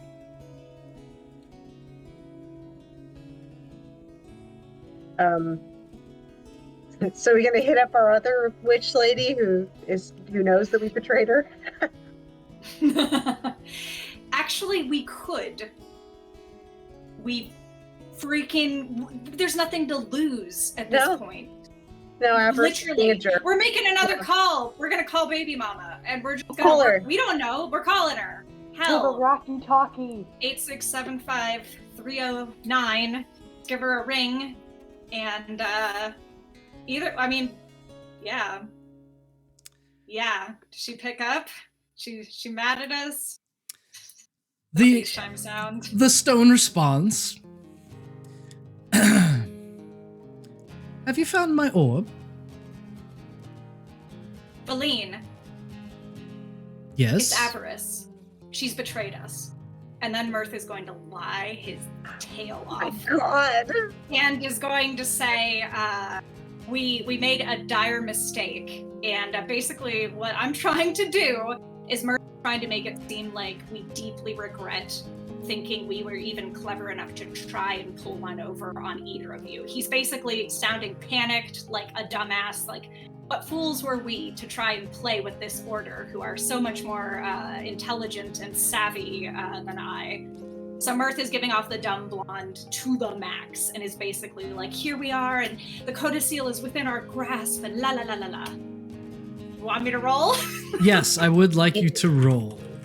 Can anyone assist me though? Yes, I One of you bards assist. Yeah, Brom can I- Brom is actually mad, so that probably helps. He's very angry at Avarice now. Yeah, And May I just looks feel like like- she somehow got dragged into this and is so afraid. Like, please help. I mean, that is a good look to have as we're about to face off against the Frostmaiden. As May realizes that she has been drug into the middle of some kind of political issue amongst wizards. Yeah. Game of Wizards, Yeah. the series. She's crying and everything. Oh, sounds good. Oh god. Hugging Croc to her for some reason. We'll have to eat him soon. Things have gotten dire. Just yeah, so I also rolled pretty good. I got a 21. Please, God, let that be enough to convince this lady that we got in over. You gotta aid. Gondor sends for aid. Gondor sends for aid. You gotta help. You know, from the moment I met you all, I thought that you were in over your heads, and this simply proves it. It surprises me, quite frankly, that you came crawling back so easily. I mean, I thought that I would have to at least lead you on for a little while, as you thought you were playing games amongst us. But if you are penitent, I suppose I accept your apology. Of course, I will need my orb, and I will need the codicil. Of course, anything. We're going, and then Mirth is the kind of direction we're going is the noble heroes, but all the dumb noble heroes. It's kind of, and he's like, we still have to try and do what we came here. We see no reason not to help you. Here's what we need from you, which is one, any advice you have on how to kill this lady or boons or anything that we're not seeing appealing to her intelligence, which actually is true. And then two, the other thing is trying to make sure if we have a teleport to her that she don't pull an Avarice and lock us out, because we actually do need to try and play both sides here. Okay. So you don't. So that's the vision. You don't have any kind of teleport to her. The only earring you have is Avarice's. Valino's. I don't know why you would want to fight the Frostmaiden. She will climb astride her rock and set the spell in motion every evening. Look for the codicil while she's away and forget the fight. All we need is the book. You want advice on how not to die to a goddess? Don't get in a fight with one. As for the way back, Professor Scant will have a spell that I'm sure he could teach one of your magic users that will get you far away from that place. So I suppose... Out of character, is Professor Scant her familiar? It's our orb. Ah, The orb's name is Professor Scant. Okay. Write that we down. did. Brom does note, we did find the other wizard who. This. Bernie wizard. Nass? What? No, it's the one that burned, right? Oh, Dazan? Yeah, Dazan, who was. Yes, Dazan died. Dazan was burned at the stake just as you all arrived in one of the towns. Yep. Yeah, Dazan so we have dissolved. to. Yeah, so we better tell them that one's dead. Oh, really? It surprises me he got himself killed so easily. Captured by townfolk. How pathetic. Huh. He always Yeah, was the we weakest of watched us. It. It was terrible, actually, says Brom, dead inside. Well, he did think he was so very clever, and just like you, turns out he wasn't. No need to rub it in. Really, I think things have gotten quite bad enough for... I don't care. You said that we shouldn't fight a god. Right. If we aren't to fight her, maybe you could tell us, is there a way to outsmart her? And Mirth puts on his dumb ear. Well, yes, I just told you. She leaves every night to cast the spell of the Aurora. She won't be there to fight. I can't imagine she would have the codicil on her person. Okay. Out of character taking notes. I assume that she has some kind of abode or lair there on the island. And if she does, if I were you, I would look there.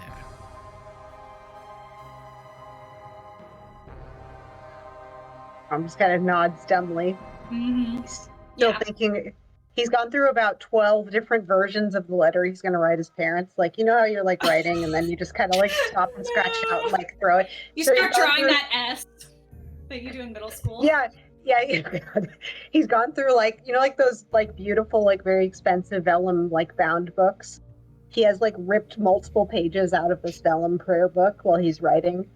Eyes on the prize. Focus. Like, something's happened that's very distracting, okay? He's like, so he kind of like crinkles one of the crumpled pieces.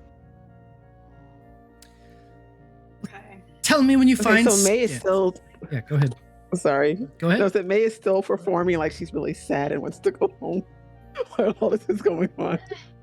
I mean, It's probably not too far off. yeah. So She's what it really trying to sounds get that Oscar.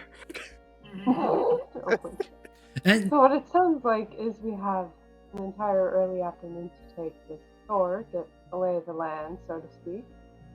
And then once night falls, go take a look inside. I suppose But so. before that, we have to get the orb. Correct. So, yeah. Could So we go basically, we before? need to get out the island, get the orb, because that would be the way that's our get out of jail at all card, which means dealing with Nas. So the next step is going to be one way or another, dealing with Nas.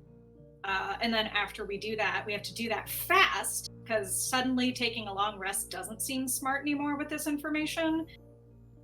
And then we go sneak in while she's out doing her evil bidding, and we try and snatch up the codicil. And then we wing it. We should Oh, by the way, probably, we're done talking with her now, I assume. that, yeah, I I don't think we're just like... have an open line. You hear in the background, those dumbasses.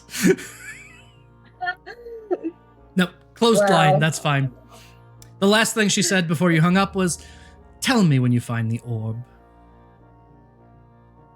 All right, guys. Also, we should ask the little like ice devil buddy if he's seen any people, because there's probably not that many living things here that aren't elemental. Oh, that's a great question. Let's have him take us to Nas. He Sure. should see everything. He saw us. Astoria will take like a little pebble or something from like the bottom, like from the floor of like the shack they're in, and wait until, oh my god, what is his name? Ice Method's name. Supo. Until Supo throws the bead again against it to take, Astoria will throw the other one like right back, so it makes a sound from the other side. You hear in the snow outside. Oh, May snaps out of performance instantly. Like, as soon as you talk about moving on, she just snaps out as back to normal.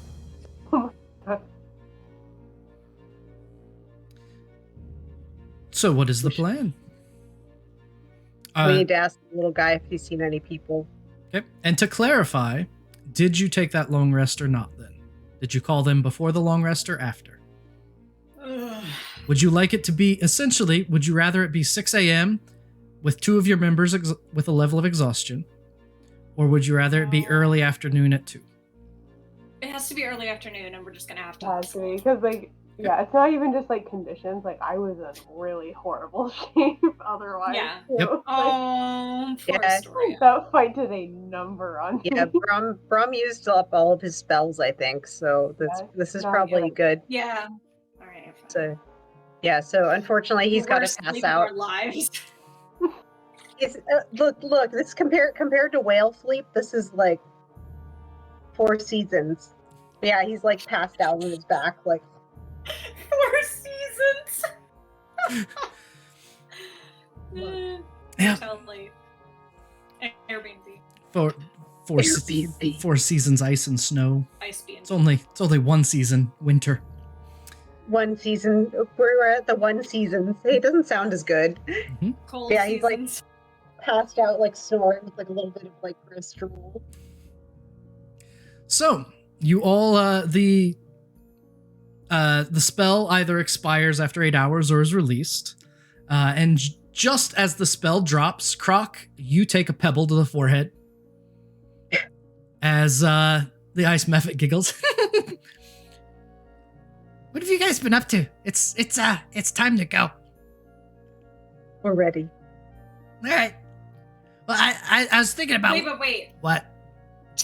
Did we communicate to it that we want it to bring us to Nass? I don't want it to just suddenly bring us to the door. Oh no. Yeah, he was ready for the tour, not the audience. Oh, okay.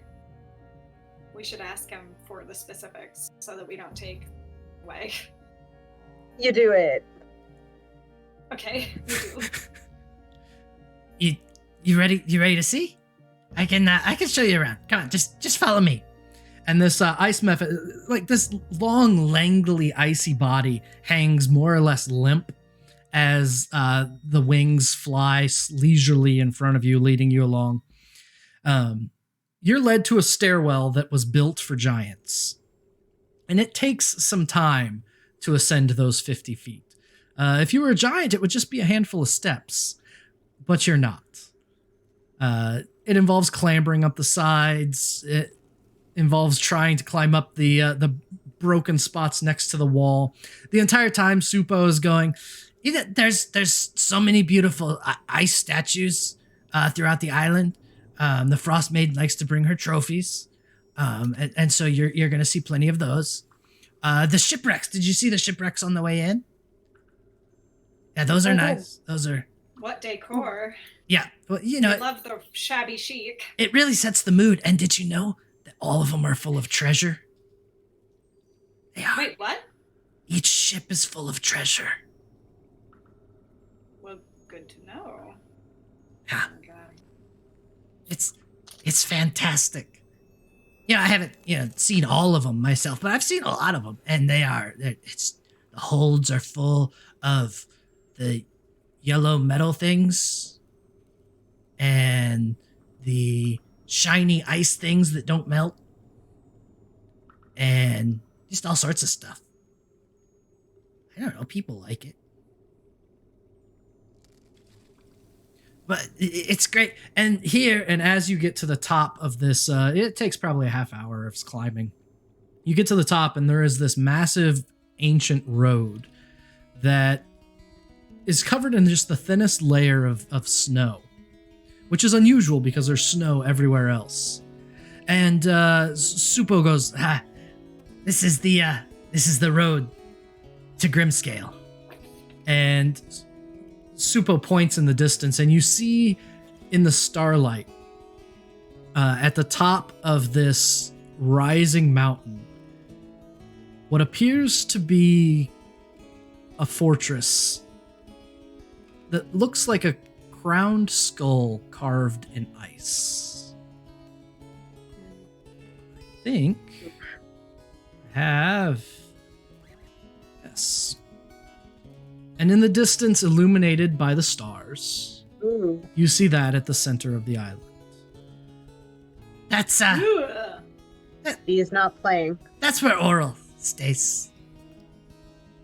It's quite nice, cozy. Not really. It's Cozy. Dramatic. well. She certainly knows how to make an impression. Mhm. Oh, she does. And Supo will kind of gesture off the road, and alongside the road there are these groups of like 3 or 4 individuals. They have various armaments or clothing and apparel, and they are just frozen like statues in ice. All the way through clear ice that's in that form. Supo goes over and lands on the shoulder of one. Yeah. They came I don't know, just like a year ago? It was last solstice. Yeah, they were nice. But yeah, it didn't work out. And he just starts pointing to the different groups and individuals that have been replaced in ice sculptures. Rob is going to see if he knows any of them. He's going to check to see. He's going to check and see if any of them are from like any of the orders that he knows. Just like you take a look. There's one that's definitely in paladin armor. You go over and look, and there is a holy symbol that you recognize. Not of your order. Let's see, your Torm. Thank God. It's part of the triad, paladin of Tyr. Oh. Rip. So you recognize Tyr's holy symbol, but it's as you get close, it looks like an ice sculpture, not someone frozen. But they are. Hey. Yeah. Well. So that's so much better. No, it's not. She's going to kill us and turn us into ice statues. No, she's gonna At least carve we'll us be into ice beautiful. statues. Super. Rob just kind of turns the stage like a shade paler. Super. Yeah. We're looking for a retainer of ours by the name of Nas. Since you know all that goes on in the island, have you seen someone by insert description that our characters are aware of? So you don't know too much about Nas. There was a detail. You do remember they had a weasel familiar, so that's probably the. That's right, the weasel that doesn't like her. That's probably the detail. Oh, yeah, there was a wizard that came through. She was yelling at a ball and arguing with a big rat. Splendid. Where is she now? Well, she didn't want to go on the tour, and she tried to kill me, and went that way. And Supo points to the north as you're following along this path off the trail. Can you take us that way? Have you seen her since?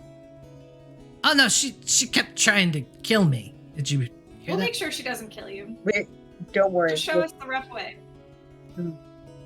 Well, I know she went.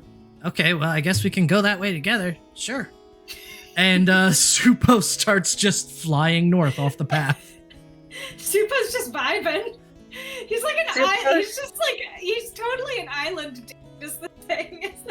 So Even far, though we're in like he's a fine. frosty land, he's just like in his flip flops. Like, yeah, I'll give you a sure, I guess I'll come with you. Let's go that way. Brum says a prayer for his fellow dead paladin and heads north. As you go north off the path, you start seeing other ice sculptures. And it starts to become clear it's not just people, and it's not just groups. There are saber-toothed tigers carved of ice. There are polar bears carved of ice, and elk, and rabbits, snow rabbits, birds. As Supo flies along, you start wading through knee-deep snow. He stops periodically to perch on one and kind of scratch at like its ears or its eyes, and he lands on an elk's antlers, and while waiting, he just kind of casually breaks off part of the antlers and starts scratching their back between their wings with it. He is evil. So I don't know where we're going.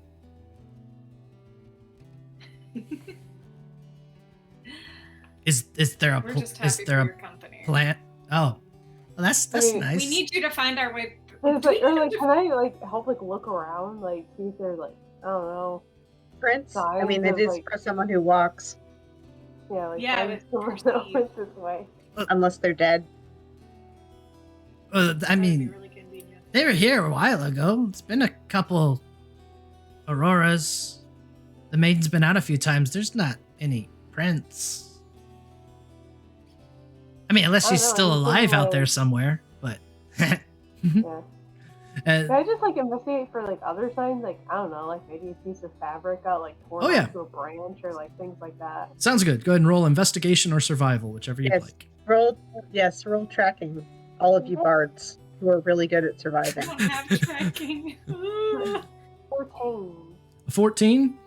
Croc, are you a good tracker? You hopefully. Now. Put What am I your tiny rolling? little nose to the ground. Pack. Okay. What am I rolling again? Just if somebody wanted to roll investigation, and Heck did. So got a... I also got a 14. Okay. So as you're looking around, it is pretty clear that the snow has definitely fallen since whatever went this direction. You look around and there doesn't seem to be much to indicate which way to go.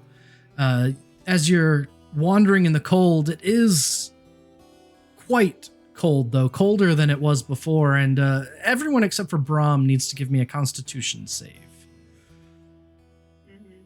Oh, no. Oh, I'm not good at these. Oh. No. No. Welcome 17. back, exhaustion. 17. Oh, 20. no, what did I everybody got a get? nat 20. Perfect. I got a nat 20. Whoop. Nat 20. Croc. 13. 13, a 6, 17, 20, and You got a 6! Oh, dang. Poor Astoria. and then T, what did Brahm roll?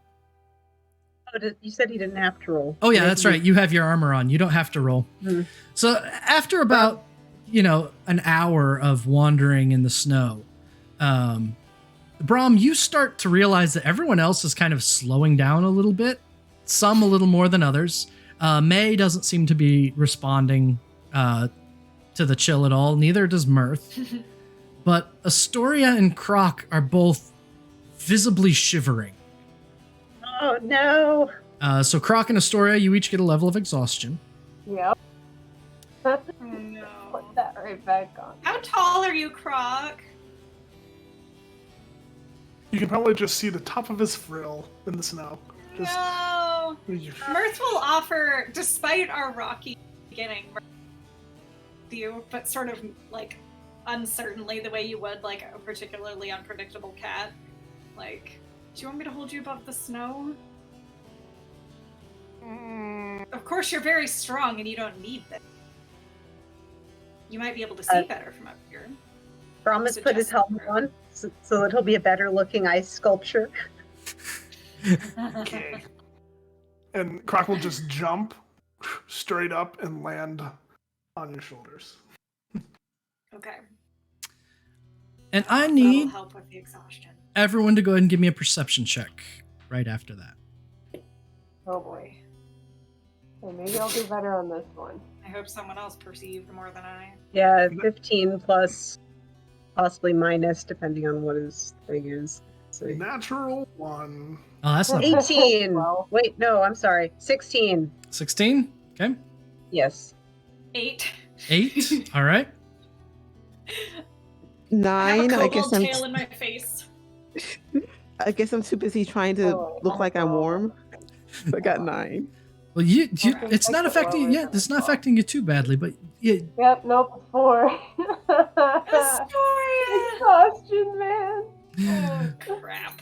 so you all continue to kind of wander in the snow as the mist that covered the island starts coming in thicker. And before long you realize with the twists and the turns, you're not exactly sure which way you came from. You turn around to look for your own footprints, and they're not there anymore. It's simply untouched snow. As you take a step, kind of wondering what's taking place, you can see that as you step forward, you step into the snow deeply. But when you lift your other foot, the snow closes back up. Almost as though you were never there. Oh. As Supo is flying along, he kind of pauses and turns and sees you realizing what's happening with the snow, and he goes, "Oh, she likes to keep things as they are." Quite. So, did you want to see where the ice troll lives? Yeah, I mean, could you just mark it on our map?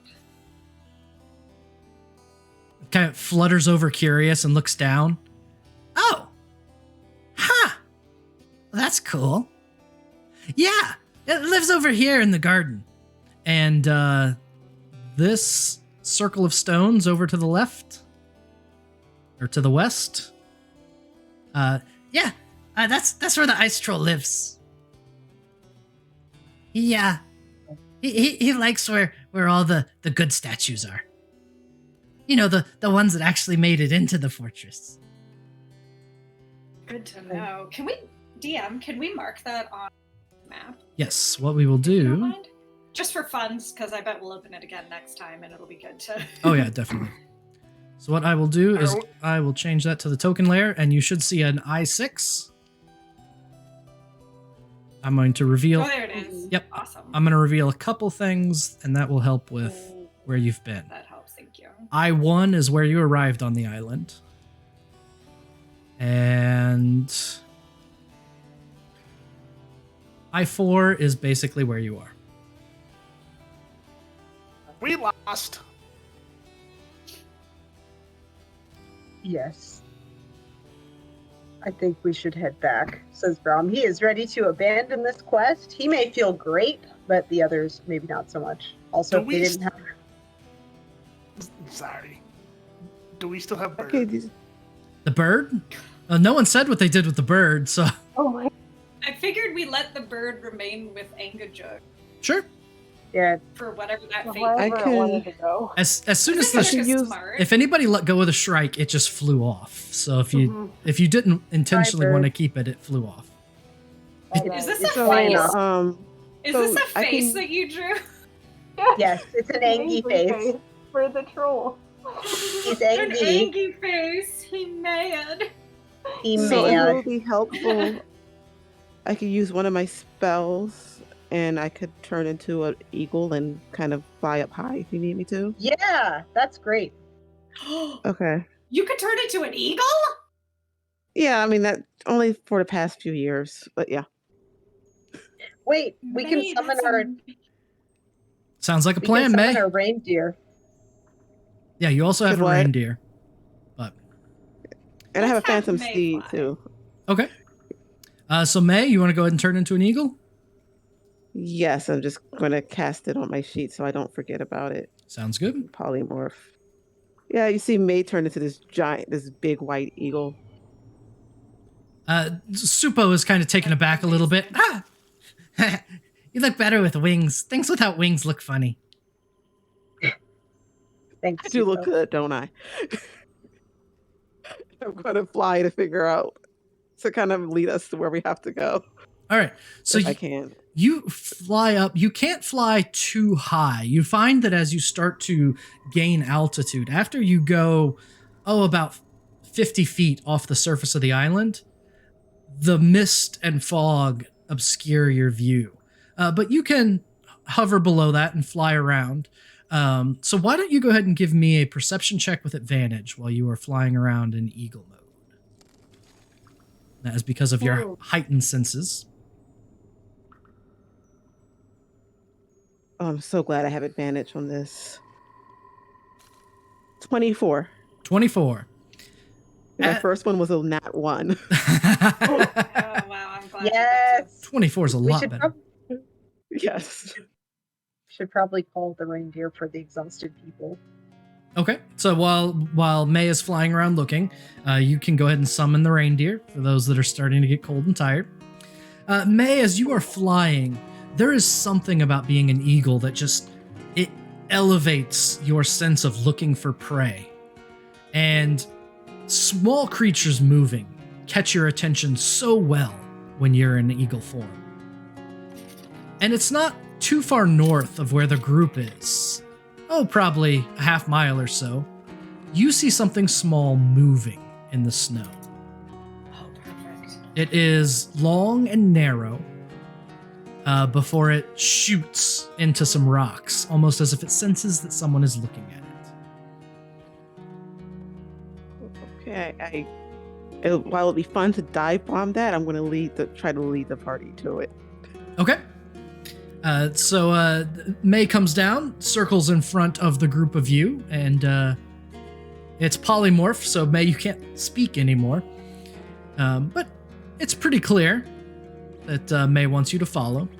And you're led about a half mile through the snow to an outcropping of rocks.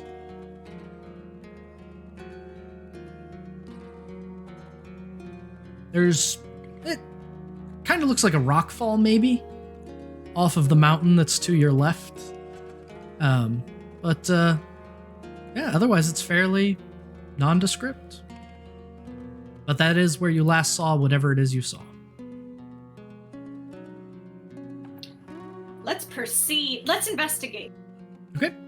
Let's move some rocks. Start digging around. 15. 15. Okay. All right. We're going to see how this goes. Also 15. Also 15. Okay, I guess I'll flap around a little bit, then I'll investigate. Okay, sounds good. You can roll perception with advantage as they are rolling perception, investigation. Yeah, you'll have a good bird's eye Perception, in case it runs again. another perception. A 19. 19. So while all of you are digging around, it doesn't take long, and that's what I was determining is how long it would take you. It doesn't take very long moving rocks around before something tries to dart out of hiding. And you can hear this small voice on the wing going, "Don't freeze me, don't freeze me, don't freeze me, don't freeze me, don't freeze me," as something goes shooting away from the rocks. May, you get a better look at it and can see that it hides in a smaller pile of rocks not very far away.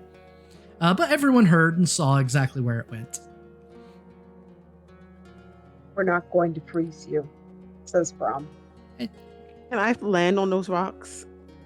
Yeah, as soon as you do, "Don't eat me, don't eat me, don't eat me, don't eat me," there is a small snow weasel that makes its way out of the rocks and has like its little paws pulled up. "Oh, don't eat me, don't eat me, don't eat me." Looks at the rest of you, looks at Supa. "Where have you been?" "She tried to kill me." "Yeah, she does that." Where is she? "Oh, she didn't make it. She went Oh, that way." Can She you didn't take me make to her? We can help you get home. "Oh, that would be great. I haven't been home in so long. So very long. I really wonder where home is, though." Somewhere warm. Please. "That sounds Take us terrible." "Oh, okay, fine." And the snow weasel starts leading you around. There's another about hour of wandering in the cold before you reach it's like a small copse of desiccated trees. They mostly look like shrubs, the leaves long gone. Who knows what it used to be. But nearby one of those leafless shrubs, there is a pile of snow. And sticking out of the snow, you see a hand gripping an orb. yoink! The weasel runs over to it and sits underneath it and goes, Yeah, this is where Nass was." Oh, rest in peace! Mirth says happily.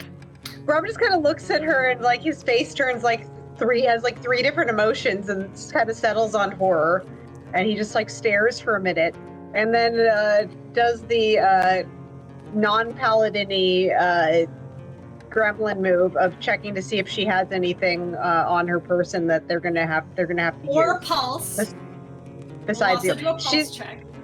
she's got a frozen arm sticking out of the ground. I think she's Put the fingers on the deceased. wrist. Look, he'll perform a heal check on her to see how frozen she is. Okay. Yep, she's done.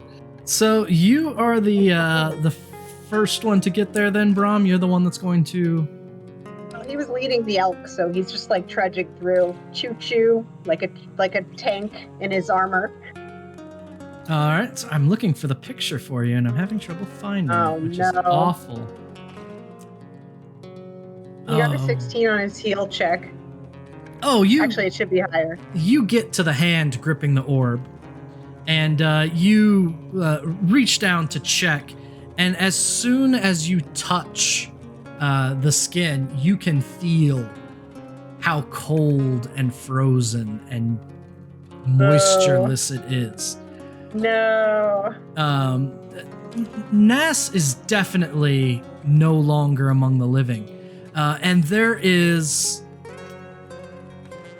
a hand, a spectral hand, that pulls out of that one and grabs your wrist back. I think surprise. you need to make a save. Oh, goody. Go ahead. Does he get to make his heal set check or? No, you don't get to make the heal check. Give me a charisma saving throw. Oh no. Those are the scary ones. Just gonna roll this then. Only a 13. A 13.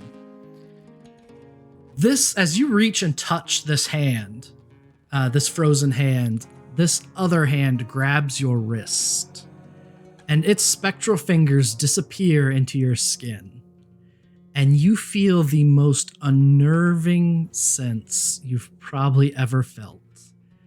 And then for Brahm, everything gets very, very dark. For the rest of you, Brahm stands up and turns to face you. He rolls his shoulders, shakes his head, reaches up almost to, looked like he was going to run his hand through his hair, but his helmet was there, and it kind of bounces. He has a visor down. Bounces off the helmet, lifts up the visor, seems to kind of struggle with the helmet a little bit, can't find where the strap is underneath the chin, and after just like this awkward few moments, the helmet comes off, and Brahm shakes his hair out and pulls the his longer hair that's tied up back down. Damn it. Definitely dead.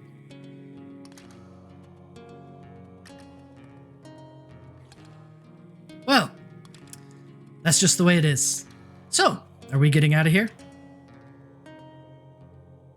It doesn't take a roll Mirth is thinking, for you all to Mirth is recognize thinking that they were not kidding. it is Sorry. definitely Brahm's tone of voice, but not Brahm's cadence, nor method of speaking, nor mannerisms in any way, shape, or form.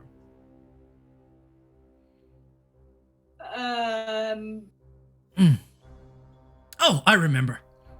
Brahm will turn around, reach down, and grab the orb.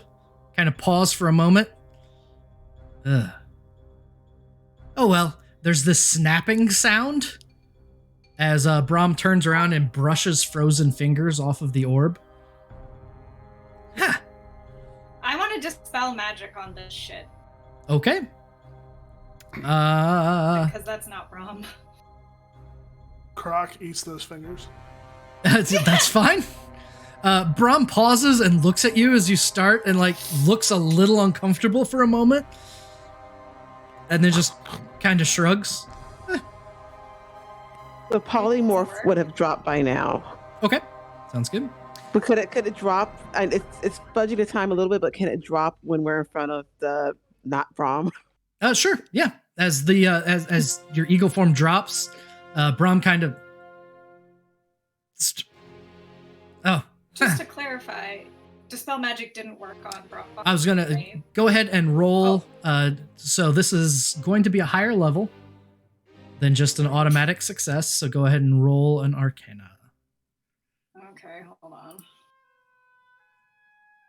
This is a bard basically being. I imagine bard trying to dispel things is basically doing the equivalent at something and hoping it just listens. Alright. Third level or lower. Fourth level or higher. Make a check.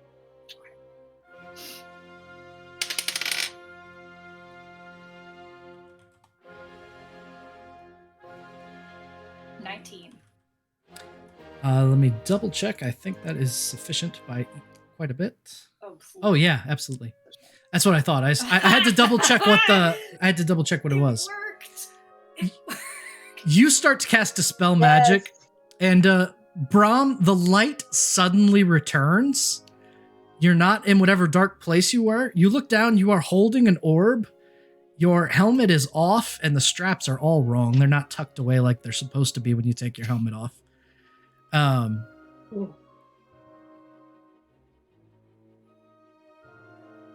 What? I think the way that dispel looked, by the way, is that Mirth slapped you. Brahm has just been slapped. He is holding an orb in one hand and his helmet in the other, and he looks at all of them. What happened? What? Whoa. He looks at the orb like, didn't want that. We slapped the lies right out of you, Brahm. You're back. What happened? I don't know. You tell us. But you weren't acting like yourself, and something magical took over. I saw a hand reach out and touch me when I went to go see if they were alive. Wizards are hardcore. There is a figure that takes shape in the air just above Brahm, of a woman in cold gear. Well, if you all would have gotten here sooner, I wouldn't be in this predicament. What the hell took you so long? We got Not here gonna as lie, she quickly looks as we pretty could. fine. I know, that's what I'm saying. All these wizards. That's a I'm drip. like, all right, she's got like the Velma thing going on. I'm into it. Like every single one of these ladies. Like the man, the girls. All the women art is amazing That's in this what game. I'm saying. I'm just like, They Brahm, look like, extremely cool. Brahm has no business being gay. Like, look at all these beautiful women. Like, how could anyone look at that and not think that it's attractive? How dare he? That's not how being gay works. Look, look, as a resident gay person, I'm like judging Brahm. Like, how dare he? Like, look at that and not be like, No, instead he's like, no opinions. How dare? Not stinky enough. I know. Look at it. Look. There's like hot Velma ghost going on. Like, man. Anyways. Now listen, hot Velma. What's she doing here? She's talking with. Yeah, sorry, we're interrupting. Nas is kind of hovering there, looking at all of you, just having what seems to be this quiet, quick existential crisis of some kind. And then she looks back and forth from one to the other and goes, well, I figured someone would eventually make their way here, but I hoped I'd still be alive to see it. And what about you? Zelenor? Why didn't you get someone quicker? The weasel looks up and goes, I don't even know why I'm still here. I'm supposed to go away when you die. Look, I don't know how it works. We just have to find the book. Maybe they'll find the book. Could I interest you all in a little task? And that is where we're going to pause for the week. Oh. Yes. More plots. Golly. You have found the ghost of Nas Lantamore. You have found an orb. And you are another step closer to, well, whatever it is you are all looking for. Yes. I wanted to cut it here so we could take a few moments to decompress a little, especially to talk together about the letter that Brahm got and kind of the conversations that went on behind the scenes about that. To also thank Ty for joining us these last two sessions. Thanks. Yes. Thank you, Ty. I always love having kobolds of every shape and size, and Ty being Croc was fantastic. So we're going to spend a few minutes decompressing, talking out loud, sharing with each other. I'm going to hit the stop button on the music.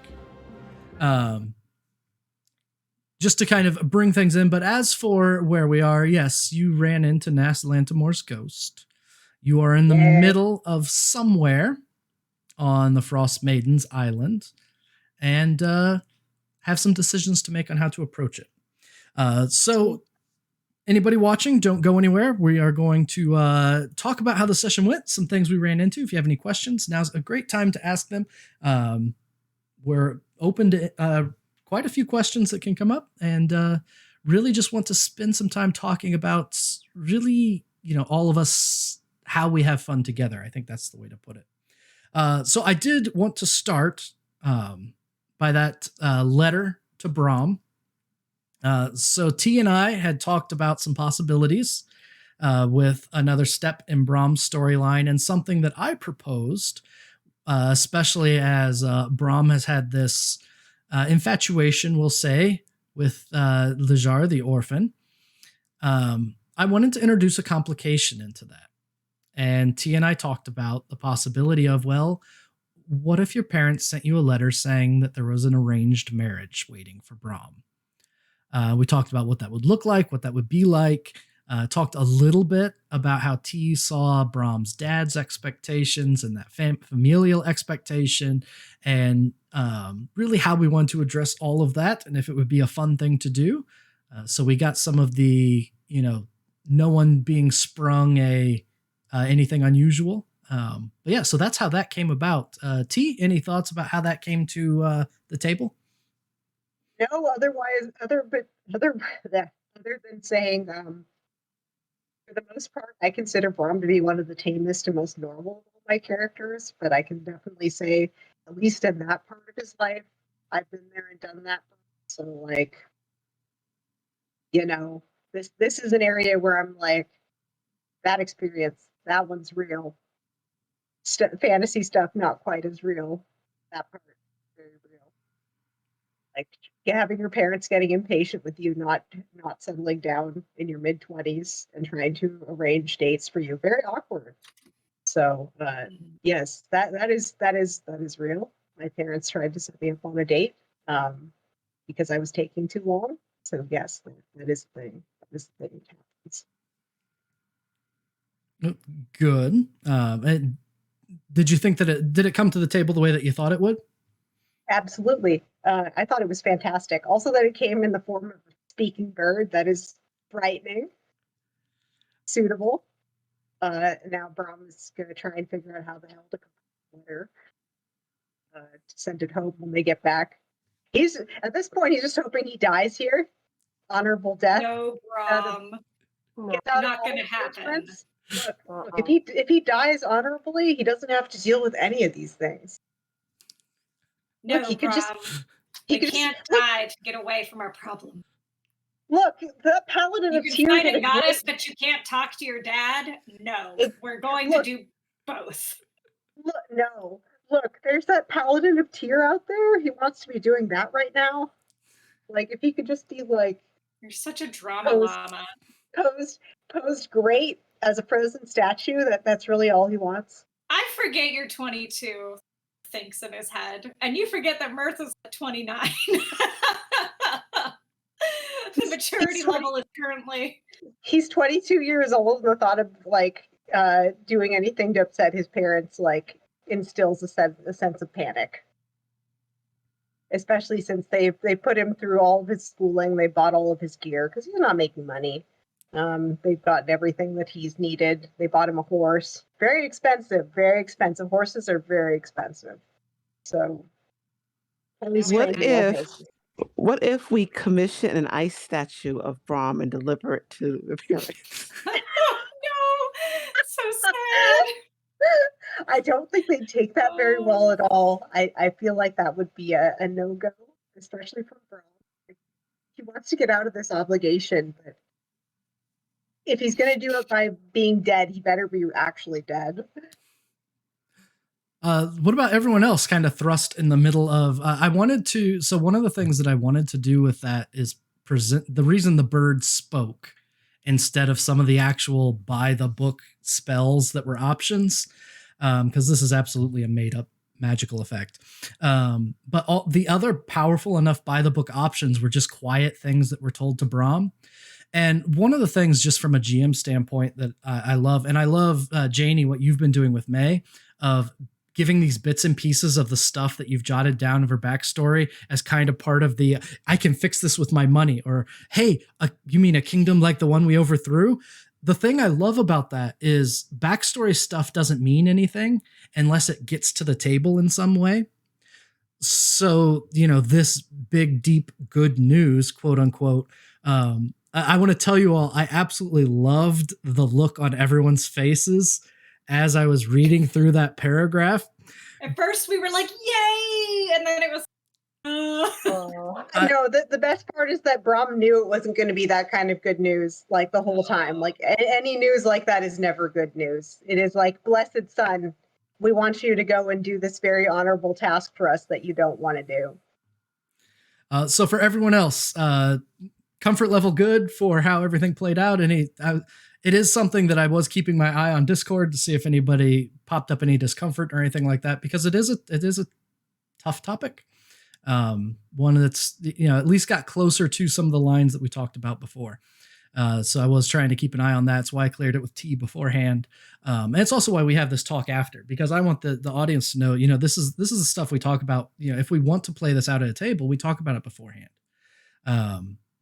If that wasn't something that T was excited about in our DMs, and something that we didn't think would be a lot of fun for Brahm, who is I think as a character, really, really interesting place of, you keep saying Brahm's 22. About the time I was 22, even though, so I married very young. I'd been married for 2 years at that point. And everything was kind of like going according to plan.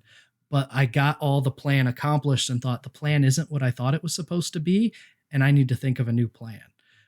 So that kind of early to mid 20s rethinking of everything, or being confronted with it, is, I think, just so much fun for Brahm as a character, and Brahm trying to and T deciding for Brahm, really Brahm deciding, what do I do with all this. Just so you know, May's idea of doing the whole fake marriage to a fake buttercup thing is horrible. Yeah, Brahm knows that's not going to work. Just knowing his parents, like his dad is one of those like scary small men, like you know the type. They're very small and very angry, and he's just like, this is not going to work. My dad's going to see through this like immediately. If not by me like blurting it out, then he's going to see it and just be like, so. But yeah, it's beautiful. Thank you all for being supportive of my incredibly insane plotline. It was amazing. I loved the twist of, oh yeah, we found you a nice girl to settle down with. I was not expecting that. I was all like, oh, how heartwarming. Like, father's proud of him. This is great.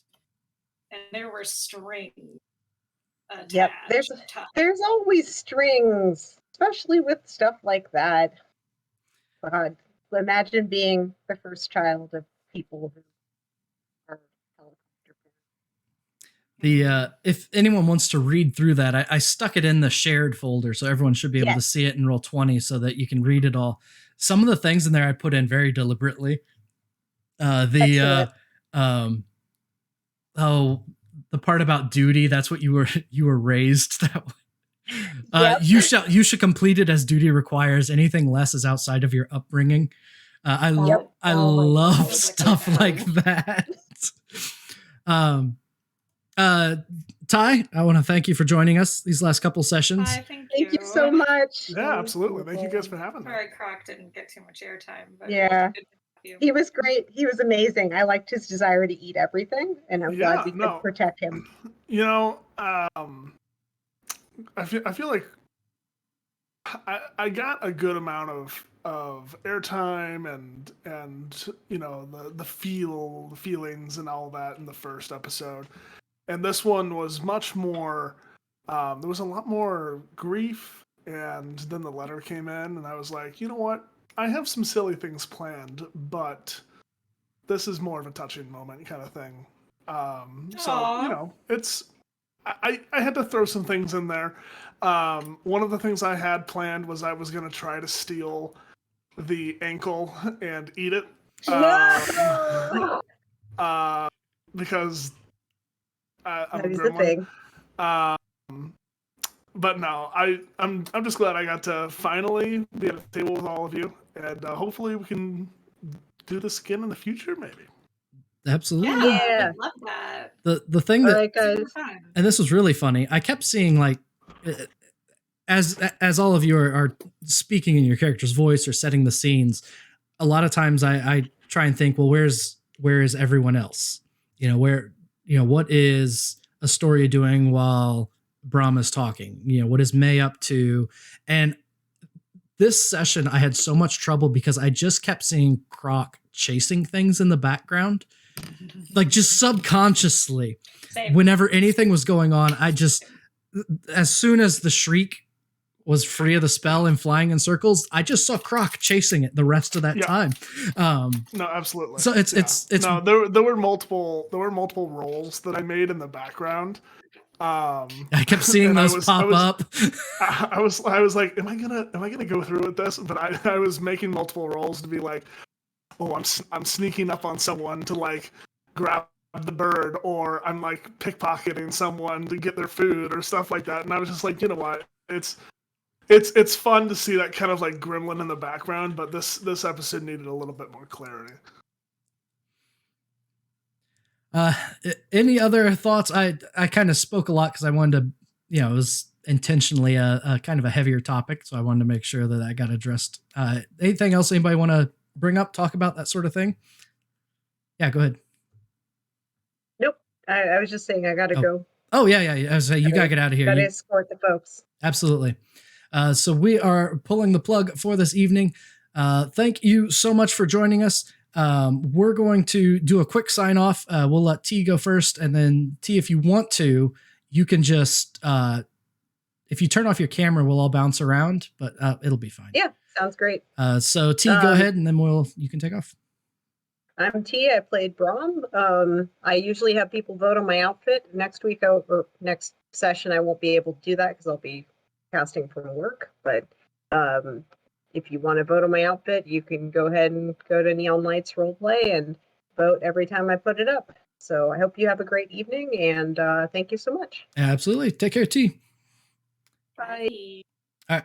And everybody but Ty is still in a frame. So Heck, if you want to do a sign off, I will adjust things so Ty's in the frame.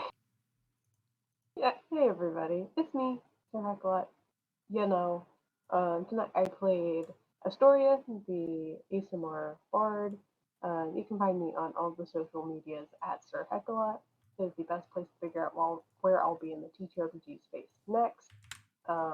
Tomorrow, you can find me on the Hype Goblins channel, doing a Q&A session about our Numenera campaign, our season 1.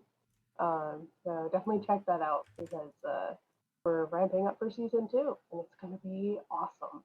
On Tuesday, you can find me on Last Caravan RPG playing Through the Breach. It is a Weird West game that uses only cards, no dice, and it is very cool. I've liked it a lot so far. On Thursday, you can find me over on Nat 20 with All Hail the Queen, a Tyranny of Dragons campaign. And then on Sunday, the 23rd, you can find me back on Nat 20 playing some Delta Green. Apparently, we're in a weird time loop situation. My character's just jumping into the middle of it, so it's gonna be something. So definitely tune in. But moving on over to Owl. Yeah, my name's Al Lucart. You can find me on socials at Al Lucart, except for TikTok, which is Al_Ryan. Thank you so much for having me, Neon Lights. Looking forward to playing again next week. Perfect. Janie? Hi, I am Janie Pot 75. I'm sorry, what is it? Janie Pot 7575 on Twitch and Twitter. Oh, please follow me if you can. And I played Maid, a human bard who apparently has a really messy life outside of, getting sucked into a random adventure. I don't know what else to say, so I'm just going to mute myself. Up to Ty.